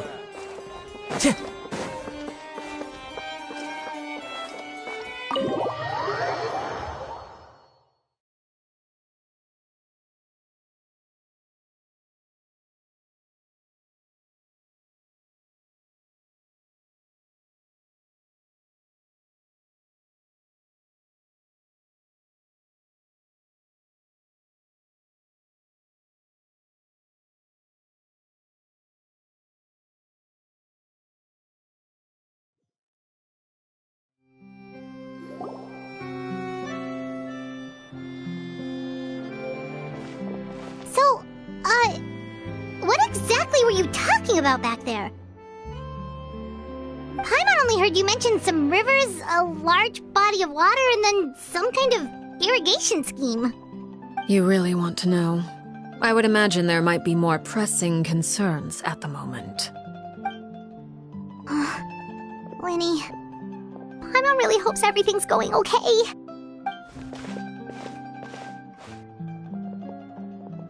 Oh, Paimon recognizes that look. You've got your thinking cap on, don't you, Traveler?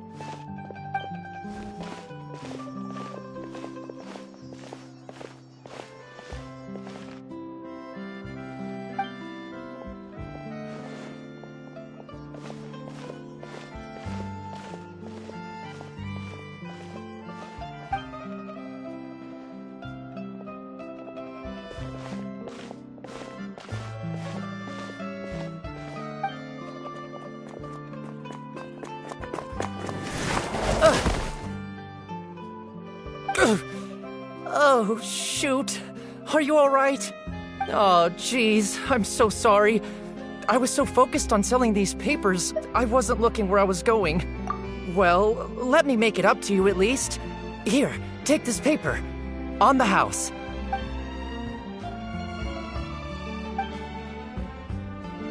Oh, you don't have to give us anything. Please, I want to.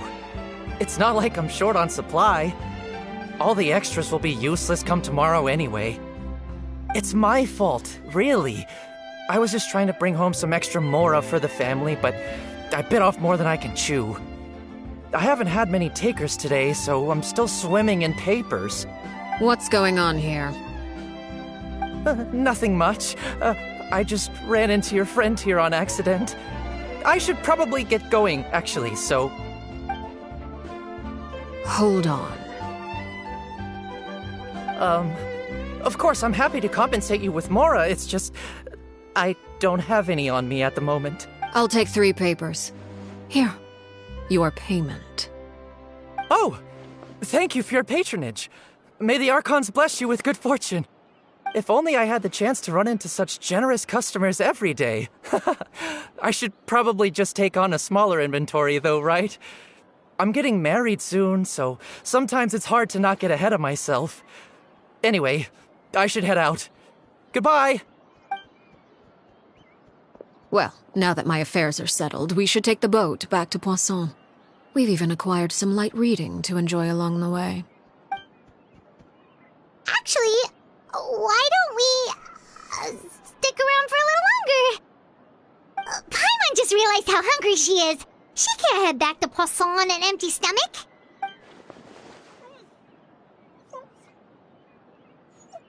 It appears you two are under the impression that delaying our return will somehow alter the situation in your favor. I'm sorry to ruin your fantasy, but your efforts are meaningless. That being said, I could be persuaded to give Linny some extra time. I just have one condition. If you agree to my request, I'll even answer some of your questions. You're quite curious about Clairvy, are you not? And my relationship to her.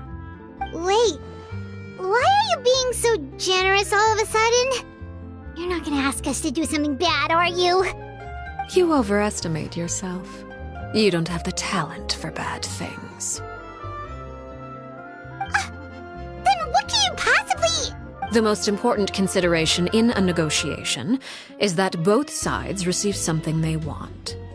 Demands and threats only get you so far. Wonderful. Here it is. When the time comes, make the choice that you deem most appropriate in the situation, and lend your help to the House of the Hearth. Okay, sounds normal enough.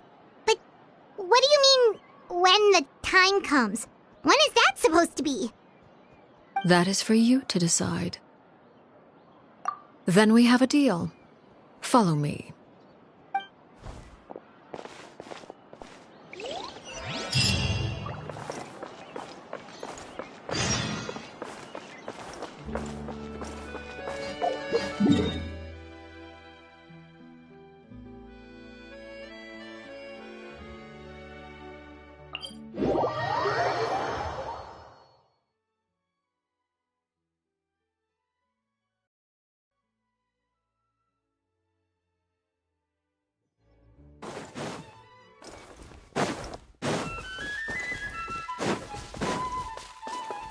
Time to go. How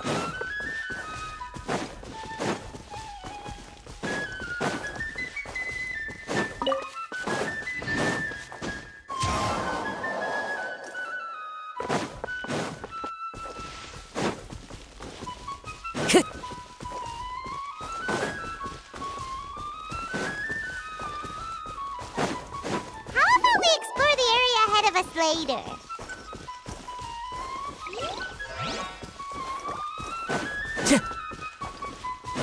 Time to go.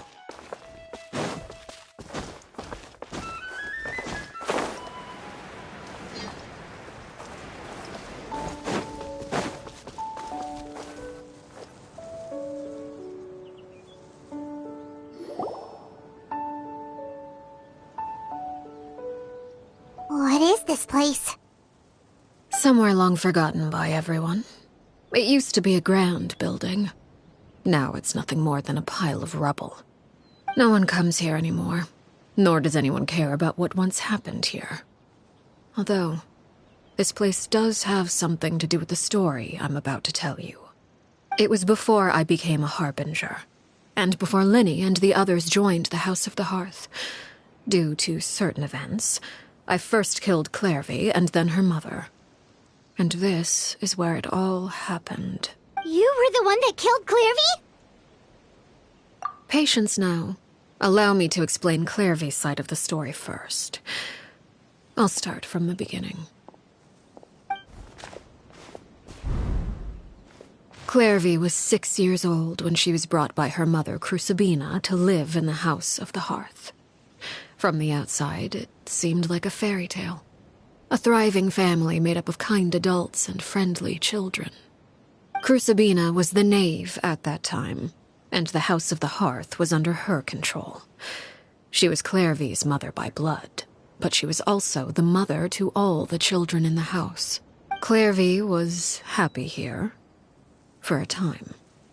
But she quickly realized that being part of this family wasn't a fairy tale at all. It was a kind of purgatory. Purgatory? Exactly. The House of the Hearth takes in war orphans from all over Teyvat. But as for how to raise them, that depends entirely on the person in charge.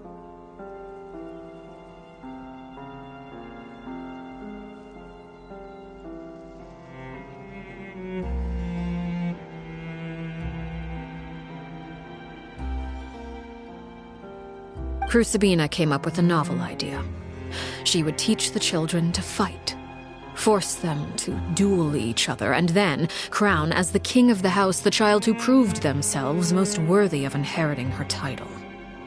It's difficult to estimate the number of children who died or were maimed in the process. There's little I can say about the ones who died.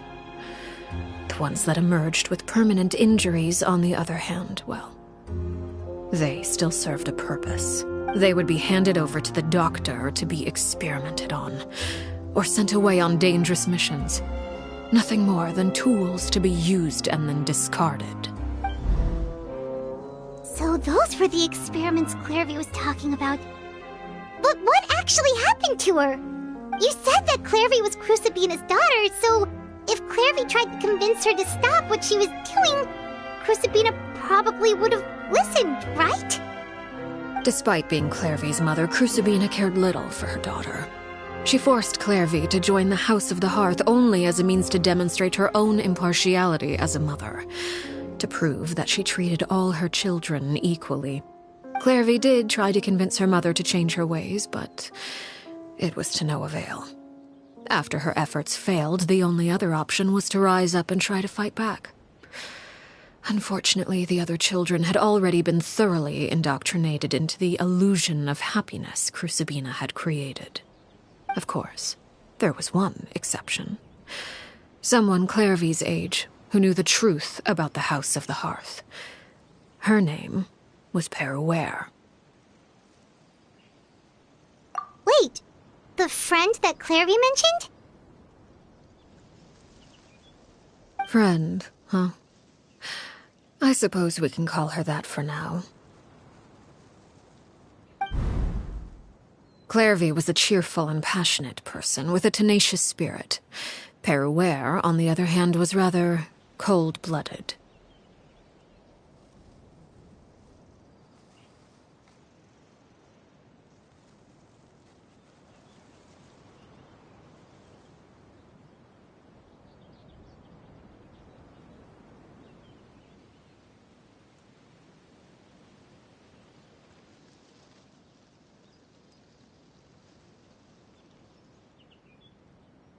Her cold-blooded nature allowed her to see through Crucibina's facade.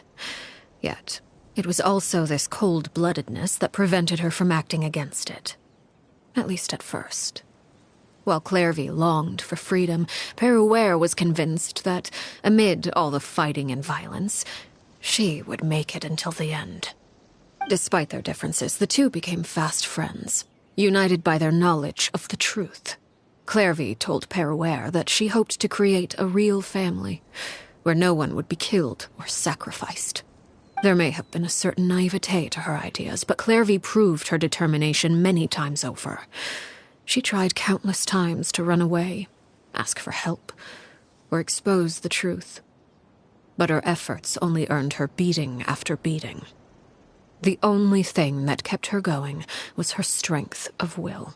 Even with her body racked with pain, she would still stand on her tiptoes and open the window at night. She and Perouer would look out at the moon together, a fierce longing for freedom shining in her eyes. But one day that light simply vanished. Oh no. What happened? Her hopelessness resulted from a culmination of things. 10 years had passed. 10 years worth of failure after failure.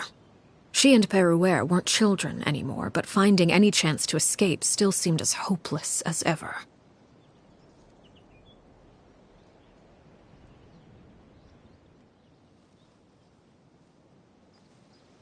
It was during this time that Perouer suggested a new plan. If escaping was out of the question, why not take down the very person sitting on top of this throne of lies? Mother herself. Clairvy rejected that proposal. She claimed that, as a famous harbinger, Crucibina possessed an unimaginable amount of power. Trying to kill her would have an incredibly low chance of success. Clairvy never gave another reason, but Perouer could see it written all over her face. Clairvy still thought of Crucibina as her mother. Killing her own flesh and blood was a line she couldn't bring herself to cross. If she couldn't escape and fight back, then only one option remained. Precisely. Death was the only way that she felt she could be free. It happened during a duel.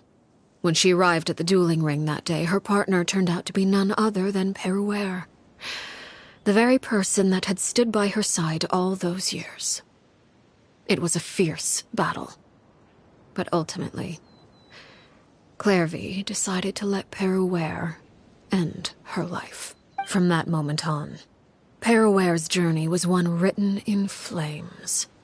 When the rain finally came and washed it all away, there she stood, the sole victor in Mother's endless game of slaughter. A trail of corpses strewn across her path to success. It was the very result she had predicted 10 years prior. Even then, she believed she would make it until the end. She wasn't surprised by the fact that she emerged as Mother's undisputed heir. Rather, her success left her with an inexplicable sense of restlessness. She was unsettled, and there was only one thing that could quell that sensation. Perhaps you two would like to take a guess as to what it was? Crucibina, you mean? But... Correct. This is the place where Perouer killed her best friend. A mere year later, this is also the place where she fought tooth and nail to kill the mother they shared.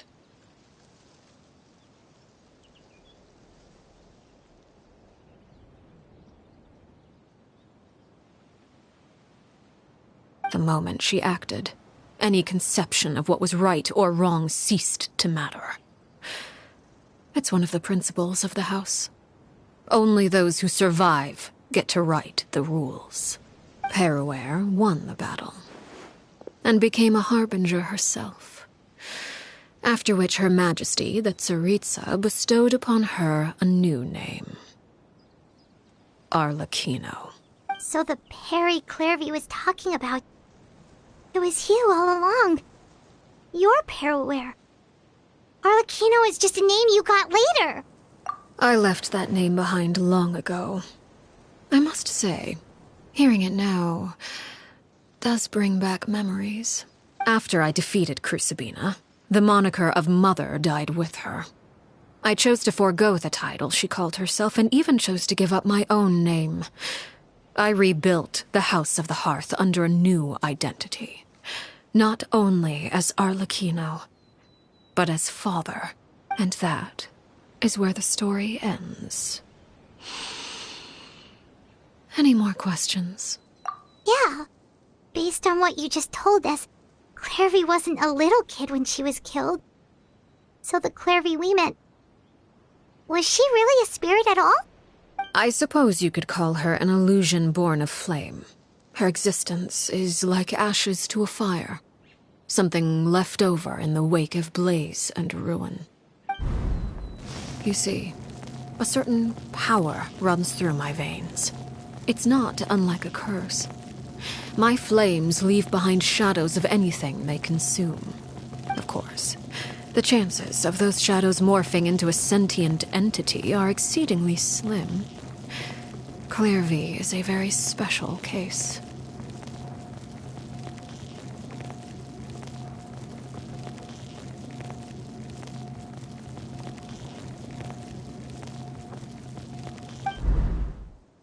Clairvy died when she was 16 years old.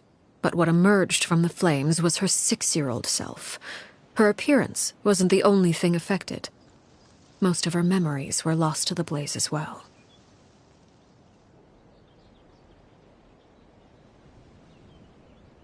Memory is a mysterious thing indeed.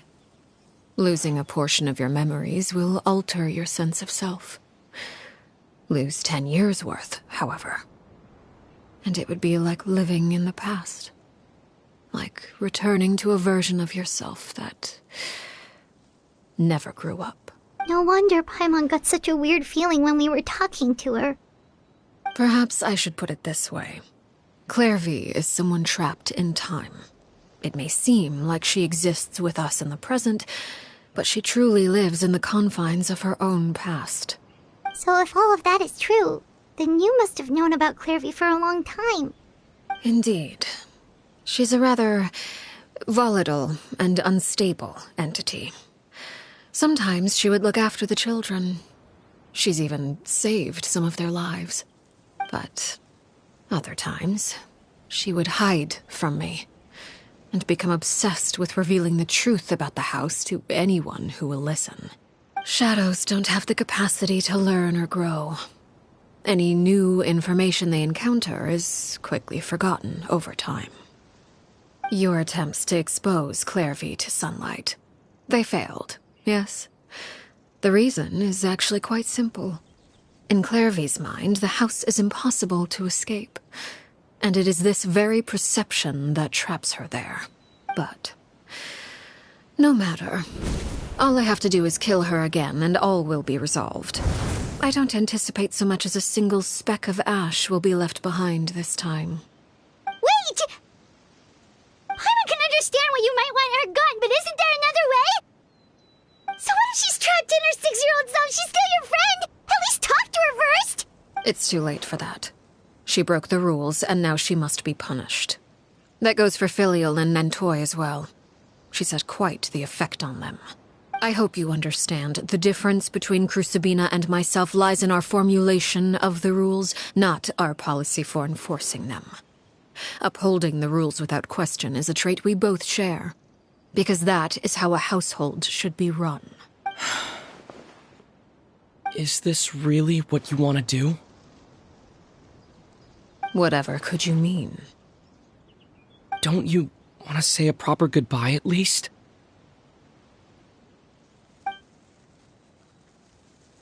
Whether as a killer or as a father, there are two things that must be avoided at all costs: anger and sorrow. Anger makes you impulsive. Sorrow causes you to waver. Well, it appears it's about time to proceed. Before we arrived, I told some of my well-behaved children to bring our troublemakers here by nightfall. I do believe I've kept my end of the deal. I gave your friends quite a bit more time. As for what happens now, we'll just have to wait and see.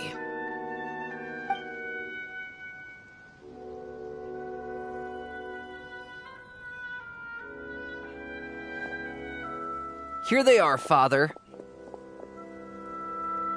Ah, you gonna execute him? Seeing something like that would actually be a first for me. Lenny! I'm sorry. I heard about how you helped buy us more time. But I still failed. I couldn't find a way to fulfill her wish. Huh? Are you... Perry? Indeed, it's been a while, Clairvy. Perry! Shh. Stay right there. I'm sorry to postpone our reunion, but first I believe certain scores need settling.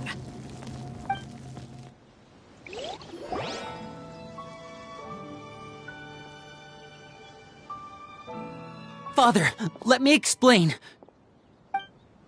Out of my way. Father! You chose to conceal a threat to the house.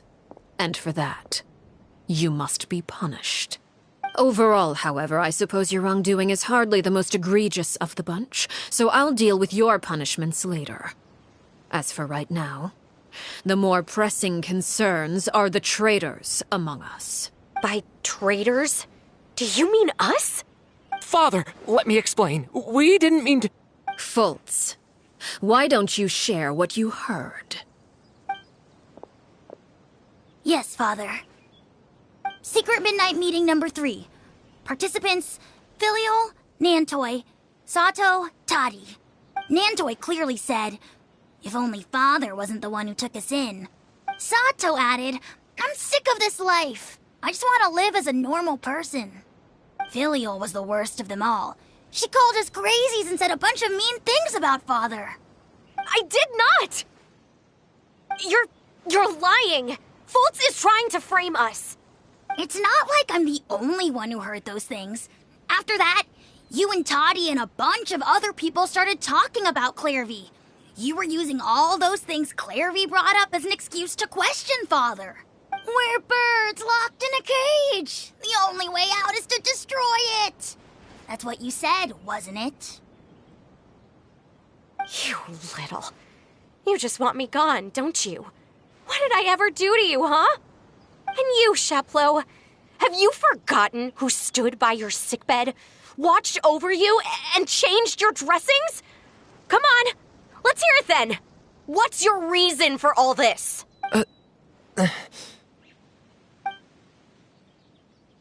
You're wrong, Filial. We don't want you to die. You're our family. Liar. You wouldn't be doing this if that were the case. So why? Why have you backed us into a corner? We all live in the House of the Hearth. You know the type of work we do, Filial. A single betrayal can cost dozens of us our lives.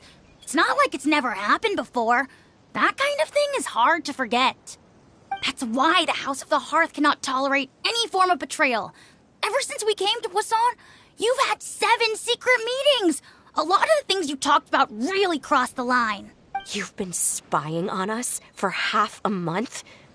Wait a second. Now that I think about it, the move to Poisson was just a way to make it easier to spy on us, wasn't it? Because we were all in one place. You've had this planned all along. Filial, Nantoy, I'm sorry. I owe you both my life. I owe Clairvy too. If it weren't for all your help after I got poisoned, I wouldn't be standing here today. If this were any other situation, I would do anything to repay that kindness, even if it cost me my life. But rules are rules. I'm sorry. My hands are tied. Why? Why? That's enough, Filial. We made a mistake, and we should own up to it. We broke the rules, plain and simple. And now we have to face the consequences. I'm sorry, Sheplo. Fultz. I'm sorry, Father. We... accept our punishment. Sheplo, according to the rules of the House of the Hearth, how should these traitors be punished? All those who betray the house pay with their lives. And so it shall be.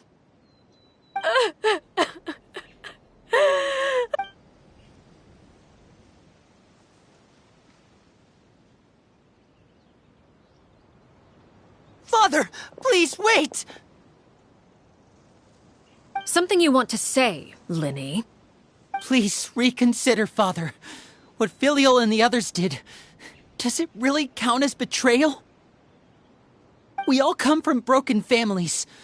From the very first day we joined the House of the Hearth, we wanted nothing more than to make it a real home. But the truth is, none of us know what a real home should look like. I'm not saying I have all the answers. All I know is this. Killing Filial and the others may uphold the rules, but doing so will only bring us further away from being a real family than we've ever been. So please, Father, please reconsider. I agree with Linny. Father, please. Linny, you... I also agree with Linny. An order once given cannot be rescinded. However, given the extent of your determination, I suppose we shall have to go about this a different way. Draw your weapons and face me. Our weapons? Father, are you referring to a duel? Precisely. The rules of the house will not be altered. Traitors must be punished. However, resolving disputes with a duel is also one of our rules, one that also applies to me. Demonstrate a sufficient showing of strength, and I shall offer a concession. Wait. Beat Father in a duel? Impossible. Father is way too strong, even for Linny.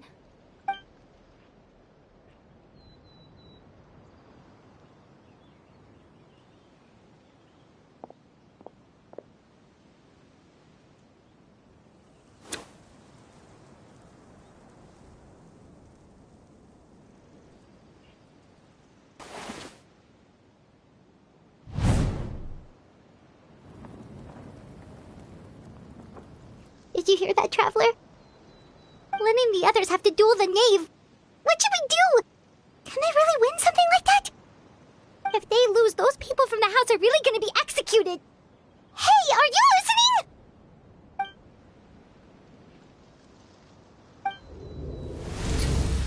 Don't you want to say a proper goodbye at least? Anger makes you impulsive. Sorrow causes you to waver.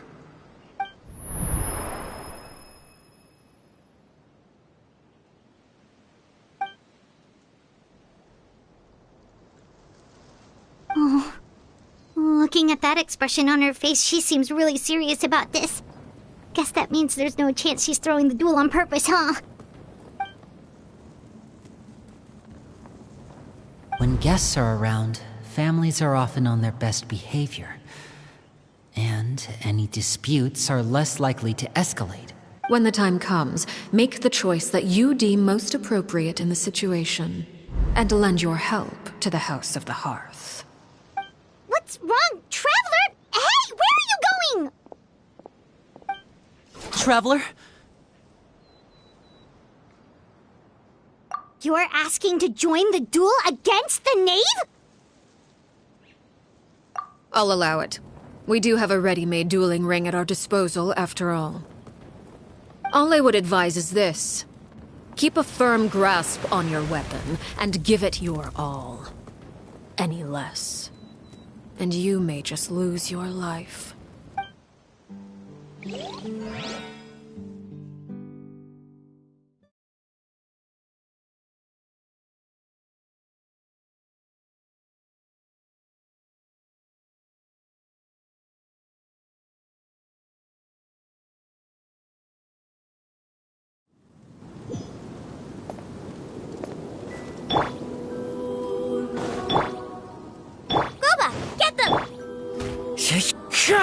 Clouds high.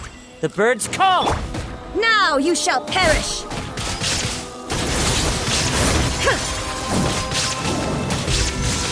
With hands rising flames. Now that's more like order. Nice and spicy. You're toast.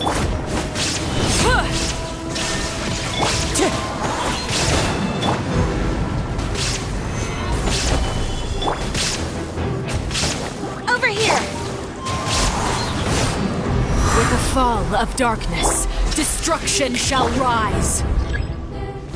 Have a taste of purgatory. Stabilize!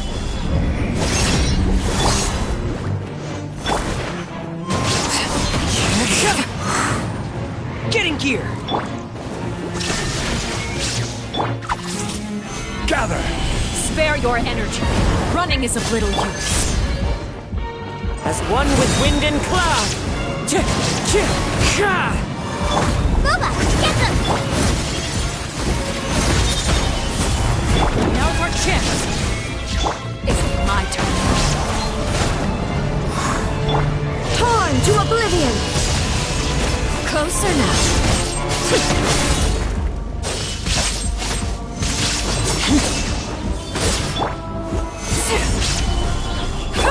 Nice and spicy! Father's even stronger than I expected. It's my turn. I will have order! Solidify! Out of the frying pan, Illusion shattered! Fly tangled in a web. Look out! With these rising flames!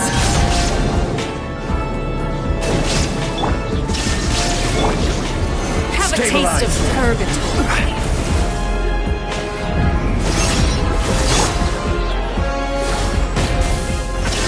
Not bad. You've proven worthy of pursuit.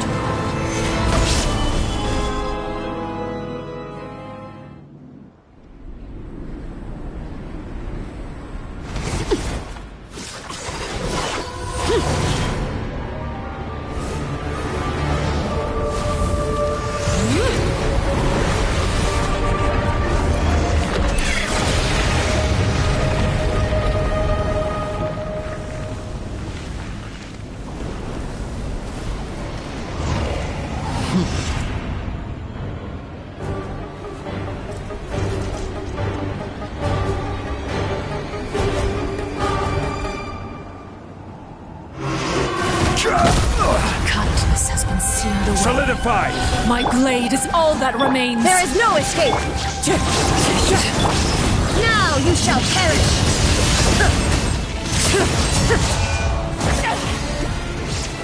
Illusion Wind Strider!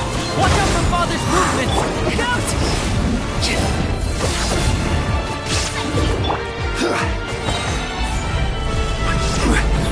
Order guide you!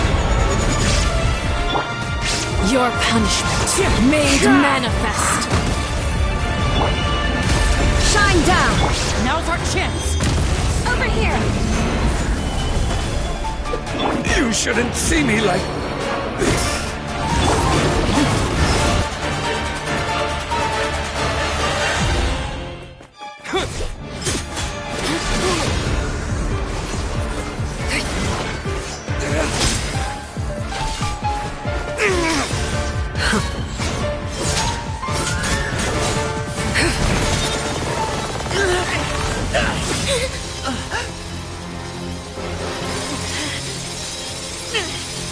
You should know better than to crowd in one place.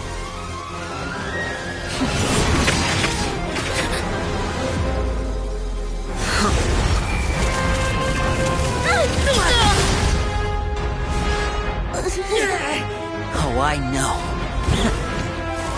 No! I'm sorry, Father!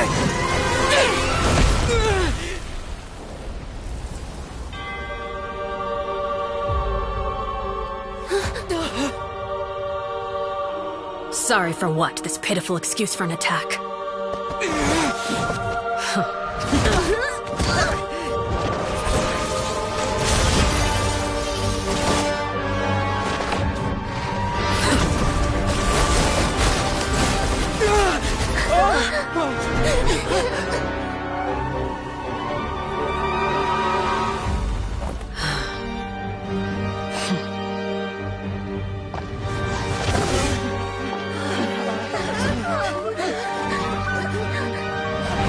Father, no!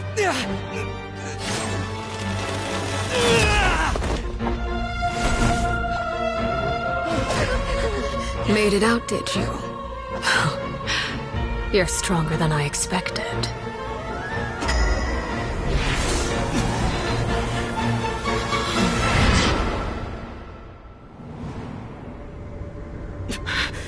A crimson moon? I can't move.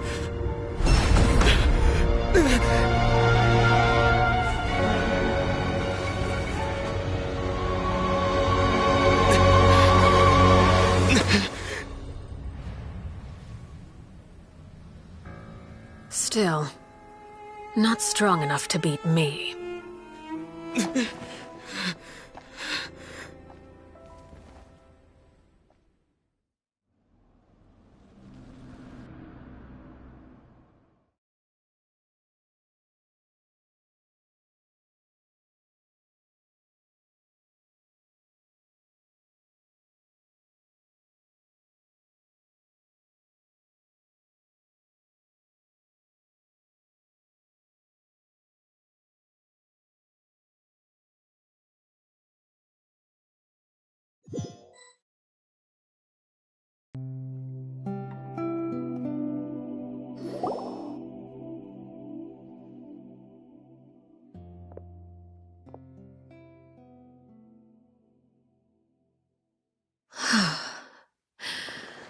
I believe we can end things here. It's not often that we get to enjoy the company of guests, after all. We wouldn't want things to get too out of hand. Brother, are you alright? Lyney! Given that I am the victor of this duel, as agreed, the punishment stands. No! I never thought things would end like this. However, everyone involved in the duel demonstrated a remarkable level of strength and determination. In light of this, I'm prepared to change the method of execution. Elwar, the bottled flames I gave you for safekeeping. Do you still have them? Yes? I wasn't sure what they were for, but I've kept them super safe. I didn't lose a single one. Wonderful. Then, in just a moment, I'll have you administer them. Bottled flames? Indeed. They're the product of a secret experiment. Under certain special circumstances, flames can be extracted from my person and preserved.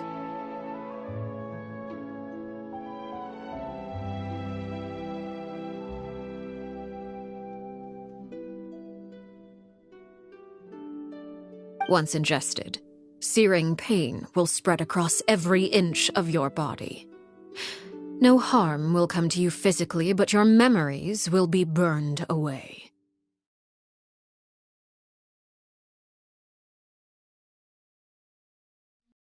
If you can withstand the pain, when you awake, you'll have forgotten everything you know about the House of the Hearth, and will be expelled from the organization.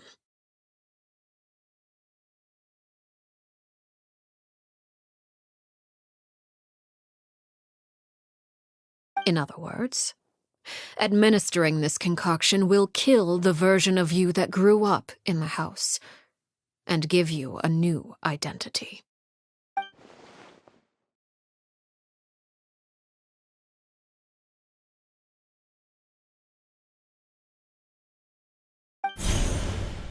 Memory is a mysterious thing indeed. Losing a portion of your memories will alter your sense of self.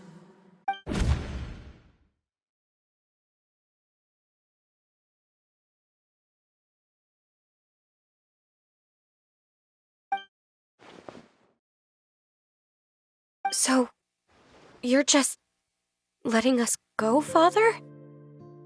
You misunderstand.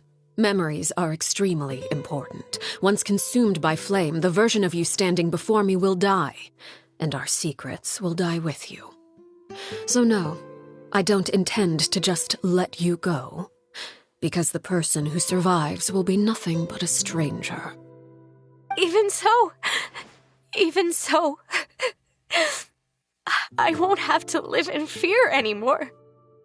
I'm sorry, Father. I'm sorry I let you down. But I really... Don't cry, Filial. You haven't left the house yet, so there are still rules to be followed, yes? Remember what I taught you. Anger makes you impulsive, sorrow causes you to waver. Don't let yourself be controlled by your emotions. Of course. I'll remember. Dry your tears, and go pursue the life you really want. Yes, Father. Chaplot, Foltz, Elwar, take them back to Poisson. And bring Linny and the others as well. I prepared 3 extra vials of bottled flames.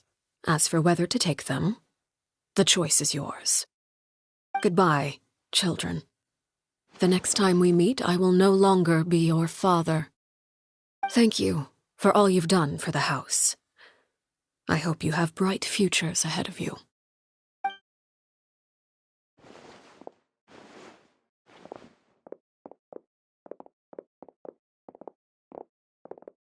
Father!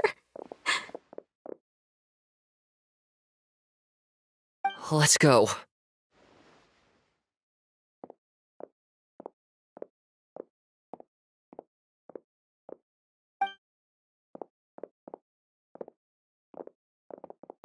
Here, grab my arm, Linny. I'll help you walk back. Thank you.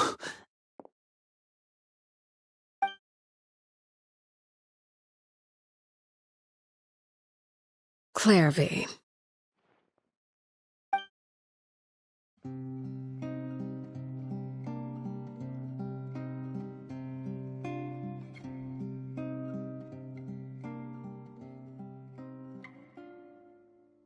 Can we talk now? I've been waiting for a super long time. You really are Perry, aren't you? I haven't seen you in so long. How come you're all grown up? Wait, did I somehow travel to the future on accident? Or am I dreaming? What a long dream. Neither. You died, Clairvy. That's what happened. You could have at least sugarcoated it a little. Look, she's that speechless. Oh. Okay then. Huh? That's it? You accepted it just like that? Yep. If that's what Perry says happened, then I believe her. Perry wouldn't lie to me. Plus, I don't really need to know why I'm like this. I'm more curious about what happens in the future. If you're a harbinger now, Perry, that means Mother is gone, isn't she? Can you tell me about it? I want to know what happened to her. And to me. You never stopped trying to defy fate. At first, no one believed you. You could only vent your frustrations to the moon. In fact, you often sought comfort in the night sky. You wanted to see the aurora, so one night we promised each other we would go to Snezhnaya to see it together. Later on, you tried to run away, but you were brought back each time. Mother spared your life, but it wasn't out of kindness. Instead, she decided to make an example of you by slowly torturing you over time. That way, the other children would know what happens to traitors. Still, you never gave up. Mother hoped that through ruthless duel after ruthless duel, she would be able to crown an ultimate victor among the children she raised. But you called on everyone to unite, to fight to a draw in order to reduce casualties. Your efforts may have only delayed the inevitable, but still. You gave them hope. You tried everything you could think of, but every attempt ended in failure. Still, you never turned your sword on Crucibina, and you never turned it on me.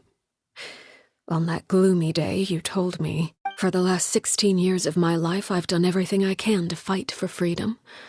But now, I realize that the only freedom I truly possess is the freedom to choose to die. I never imagined I would say something like that. I must have been feeling really worn down. somehow, I still think I understand. According to Mother's plan, only one of us was going to make it until the end. And I always hoped that person would be you. If I could do it all over again, I still don't think I would make a different choice. Even when I first met you, I knew you'd be able to do what I couldn't. Is that so? Even now, I'm not sure I truly understand what kind of freedom you were trying to pursue. But as the head of the House of the Hearth and as the children's father, I've tried to give them the most basic of freedoms. The freedom to choose their own fate. It's something I discussed with the Eudex of Fontaine. The children who want to leave the house will have their memories wiped clean of all secrets pertaining to the organization. In return, they will be allowed to live a normal life in Fontaine without being prosecuted for their past. Of course, I won't simply hand freedom to them on a silver platter. They have to fight for it and prove themselves worthy of it. Only freedom that is earned has true value. That's more than enough. That's exactly the kind of life I was fighting for. You know, Perry, I think you're a pretty amazing king, and a really great father, too. I'm really happy that you're the one who took over the house. I guess I do have one regret, though. I still haven't seen the outside world. Well, it just so happens that our dear guests over here have been to many nations and traveled to countless places. Perhaps they would be willing to tell you what the outside world is like. Really? Of course! We've traveled all over the place. We've got so many stories, we could probably talk your ears off for 3 days straight! You know, I used to dream of being a bard. Playing the lute while singing into the winds of freedom. Even if there was no one there to listen, I would have continued to sing no matter what. Ah, that's where Mora comes from. I never knew that before. If I had some Mora, I would buy 3 new dresses. One for me, one for Perry, and one for Mother. It's just too bad Perry doesn't like wearing dresses. And Mother, well, she probably wouldn't accept something like that either. I guess I'd just have to keep them all for me then. Those yokai you mentioned, what do they look like? I once saw a drawing of this one guy with horns on his head and a super scary face. Are there any yokai like that? Oh, sounds like you're talking about an Oni. Yep, we've met one, and let Paimon tell you, they're not nearly as scary as they look. I was always too afraid to skip Mother's fighting lessons. But at the academia, I bet you could do all sorts of secret things in class. Things that have nothing to do with studying. I'm just kidding. Being able to study whatever you want without having to fear for your life actually sounds pretty great.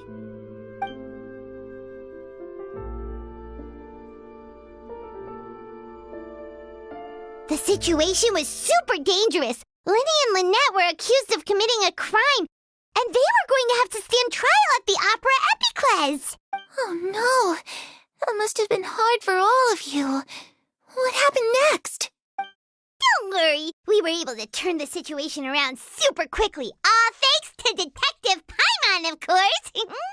How'd you do that? Come on, tell me. Okay, so it was like this. After the failed magic show, we rushed to the scene and...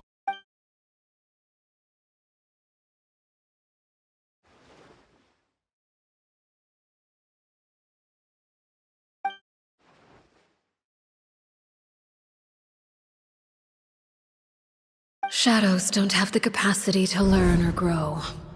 Any new information they encounter is quickly forgotten over time.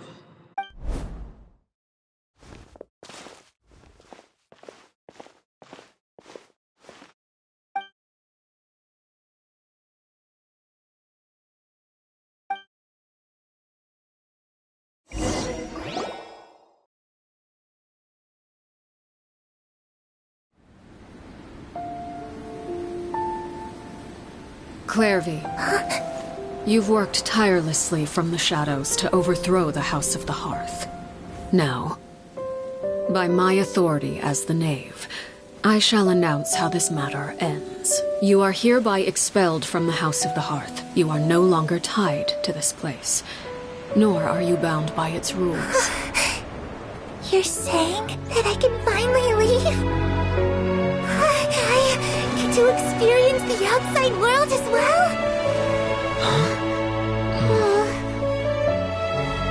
Oh, I almost forgot.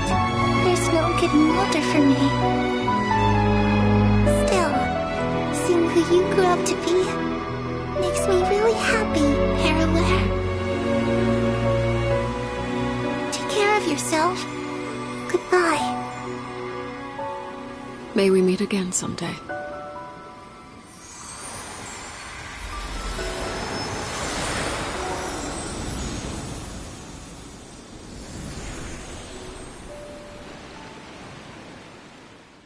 Clairvy. She left so soon. Paimon didn't even get to finish her story. I also have certain sentiments left unsaid. I wanted to tell her that the aurora I saw in Snezhnaya was just as beautiful as the ones in the pictures. But a shadow's memories reset at dawn. Had we delayed any longer, we wouldn't have had the time to say goodbye. Whatever regrets may linger, let them be lost to the coming of a new day.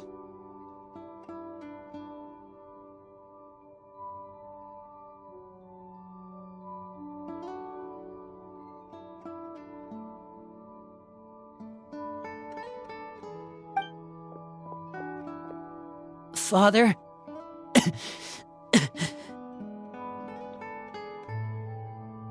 It's Linny! Hey, Linny!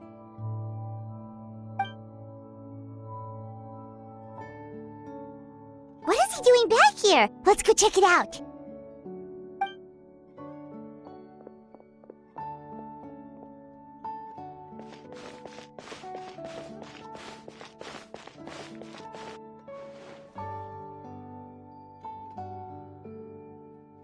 Father, the bottled flames have been administered.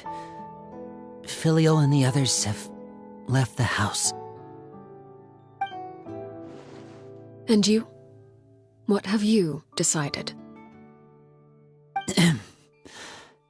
Thank you for giving us that choice, Father. But we never wanted to leave the house. It's the only home we've ever known. Lynette and Fremine feel the same way. They're recuperating back at the Hotel Bouffe d'été. But I decided to come back and tell you where we stood. I'm sure you're well aware of the expectations I have for you. I want you to follow in my footsteps and become the next king of the house.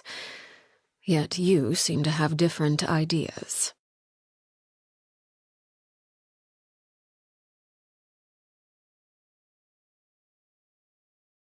I must admit, I'm rather surprised by your decision to stay.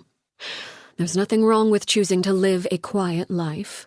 Leading this organization is a heavy responsibility, one not so easily carried by someone forced onto the throne. I just never understood what you saw in me. What made you believe I was deserving of that throne?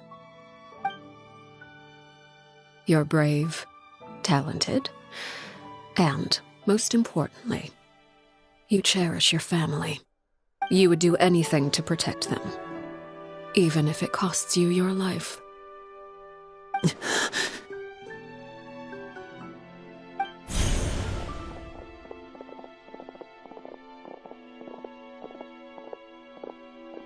Speaking up back there was so brave of you, Linny. It's all thanks to you that we were able to convince Father to back down. You're a hero, Linny. Hero? Father is the real hero. Had Father gone all out during the duel, there's no way I would have walked away with my life. She must have had it all planned from the beginning, from the very moment she suggested a duel. I'm not deserving of that title. I'm not strong enough or smart enough. You're wrong. In my opinion, all you need to be deserving of the throne is conviction and the necessary strength to act on it. We may have different ideas of what it means to be a family, but you can hardly be said to lack conviction. What you truly lack is strength. For someone of your talent, though, that's something that will come with time.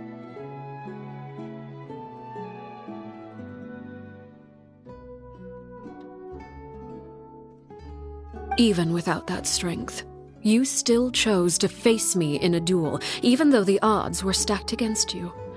That capacity to honor your convictions is what I truly see in you. Father. No one knows what the future holds, what tragedy or triumph may be in store. Being at the head of this organization requires the strength of will to face whatever comes. Caution will only hold you back.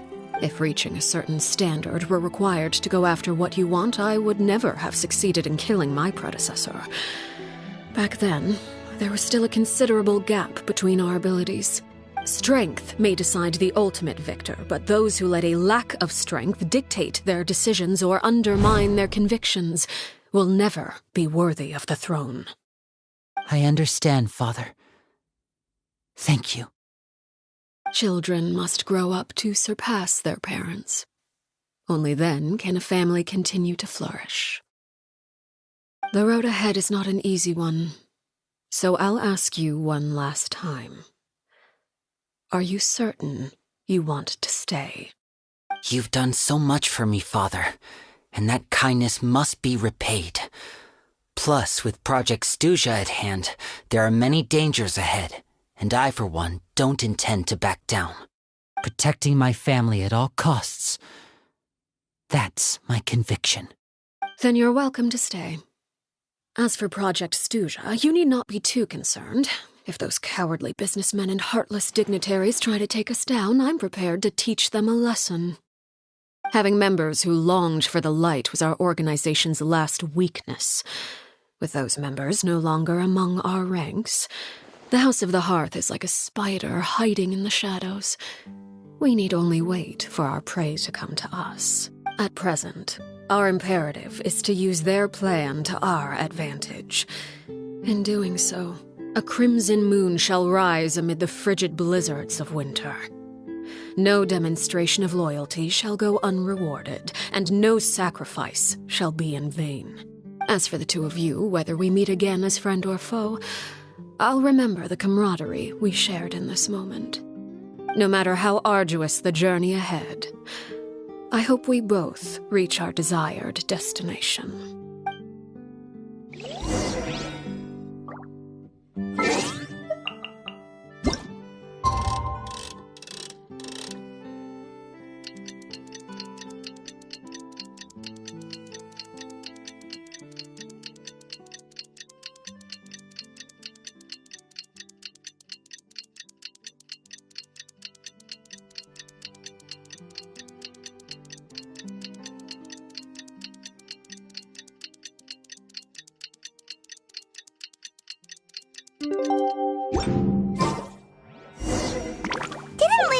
Lynette and Fremine were recovering at the Hotel Bouffe d'été?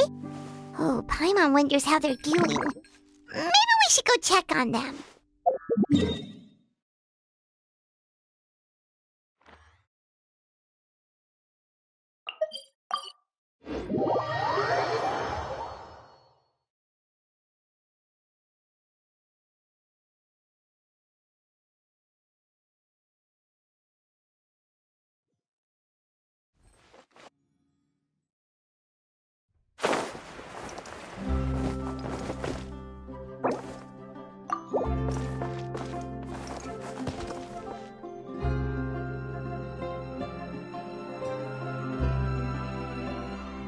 Lynette? Fremine? How are you feeling? Much better. Whew, what a relief! What about you? Are you feeling alright? I knew you'd come out unscathed. Us, on the other hand, well, We've been bedridden for 2 days. I couldn't even turn over. Oh, and I wanted to ask, is Clairvy gone? Linny and the other members have left Poisson and returned to the House of the Hearth.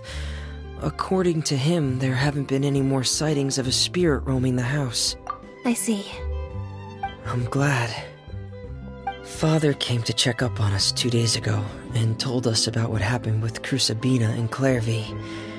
Actually, I've met Crucibina before. Wait, what? You've met the former knave? Crucibina died a year after Clairvy. It was during the year between their deaths that I joined the House of the Hearth.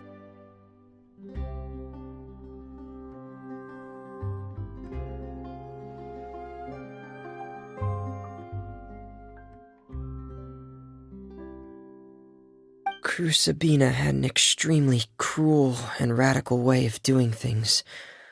While she was alive, the atmosphere in the house was suffocating. When I joined, though, the experiment she valued so much had already come to an end, and all the people involved, dead and injured alike, were gone. Crucibina never talked about the past with us newcomers. A couple of months after I joined, Father killed Crucibina and burned all her files. With that, the names of all the people subjected to her experiments, Clairvy included, were lost to the flames, along with the painful memories they represented. Father took in Lenny and me a couple months after that, but she never mentioned anything about Crucibina or Clairvy.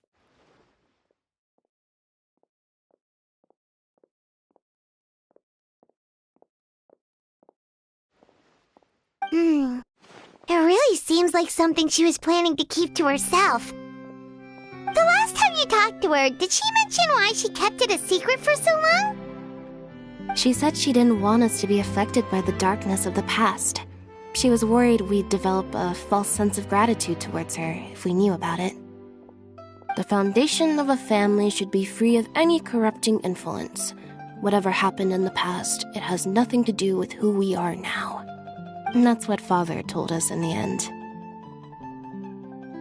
But I still thanked her for everything. It was only after hearing about what Crucibina did that I finally realized how insignificant our lives could have been. The members of the house meant nothing to her. To say that she valued them in any way, even just as a tool, would probably be giving her too much credit. If Father hadn't taken over the House of the Hearth, I probably would have already... Father rarely brings up the fact that she saved us. She doesn't believe that being indebted to her should be what ties us together. But even if we didn't owe her anything, we would still choose to stay.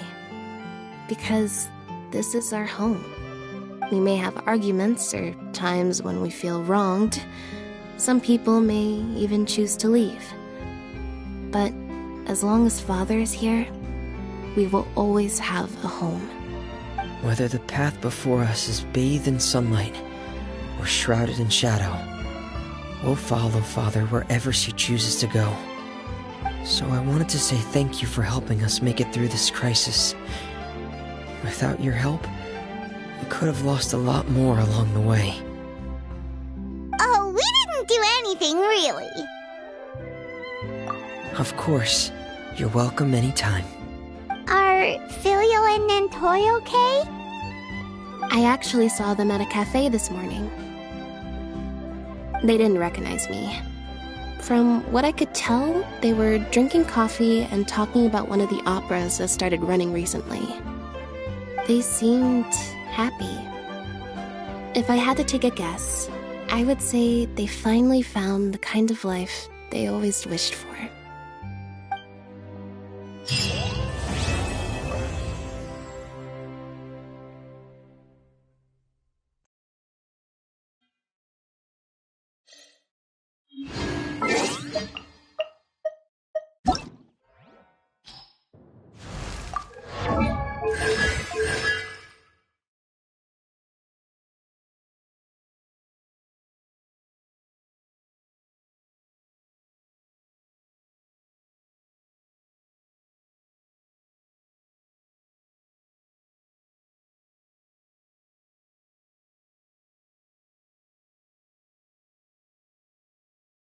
you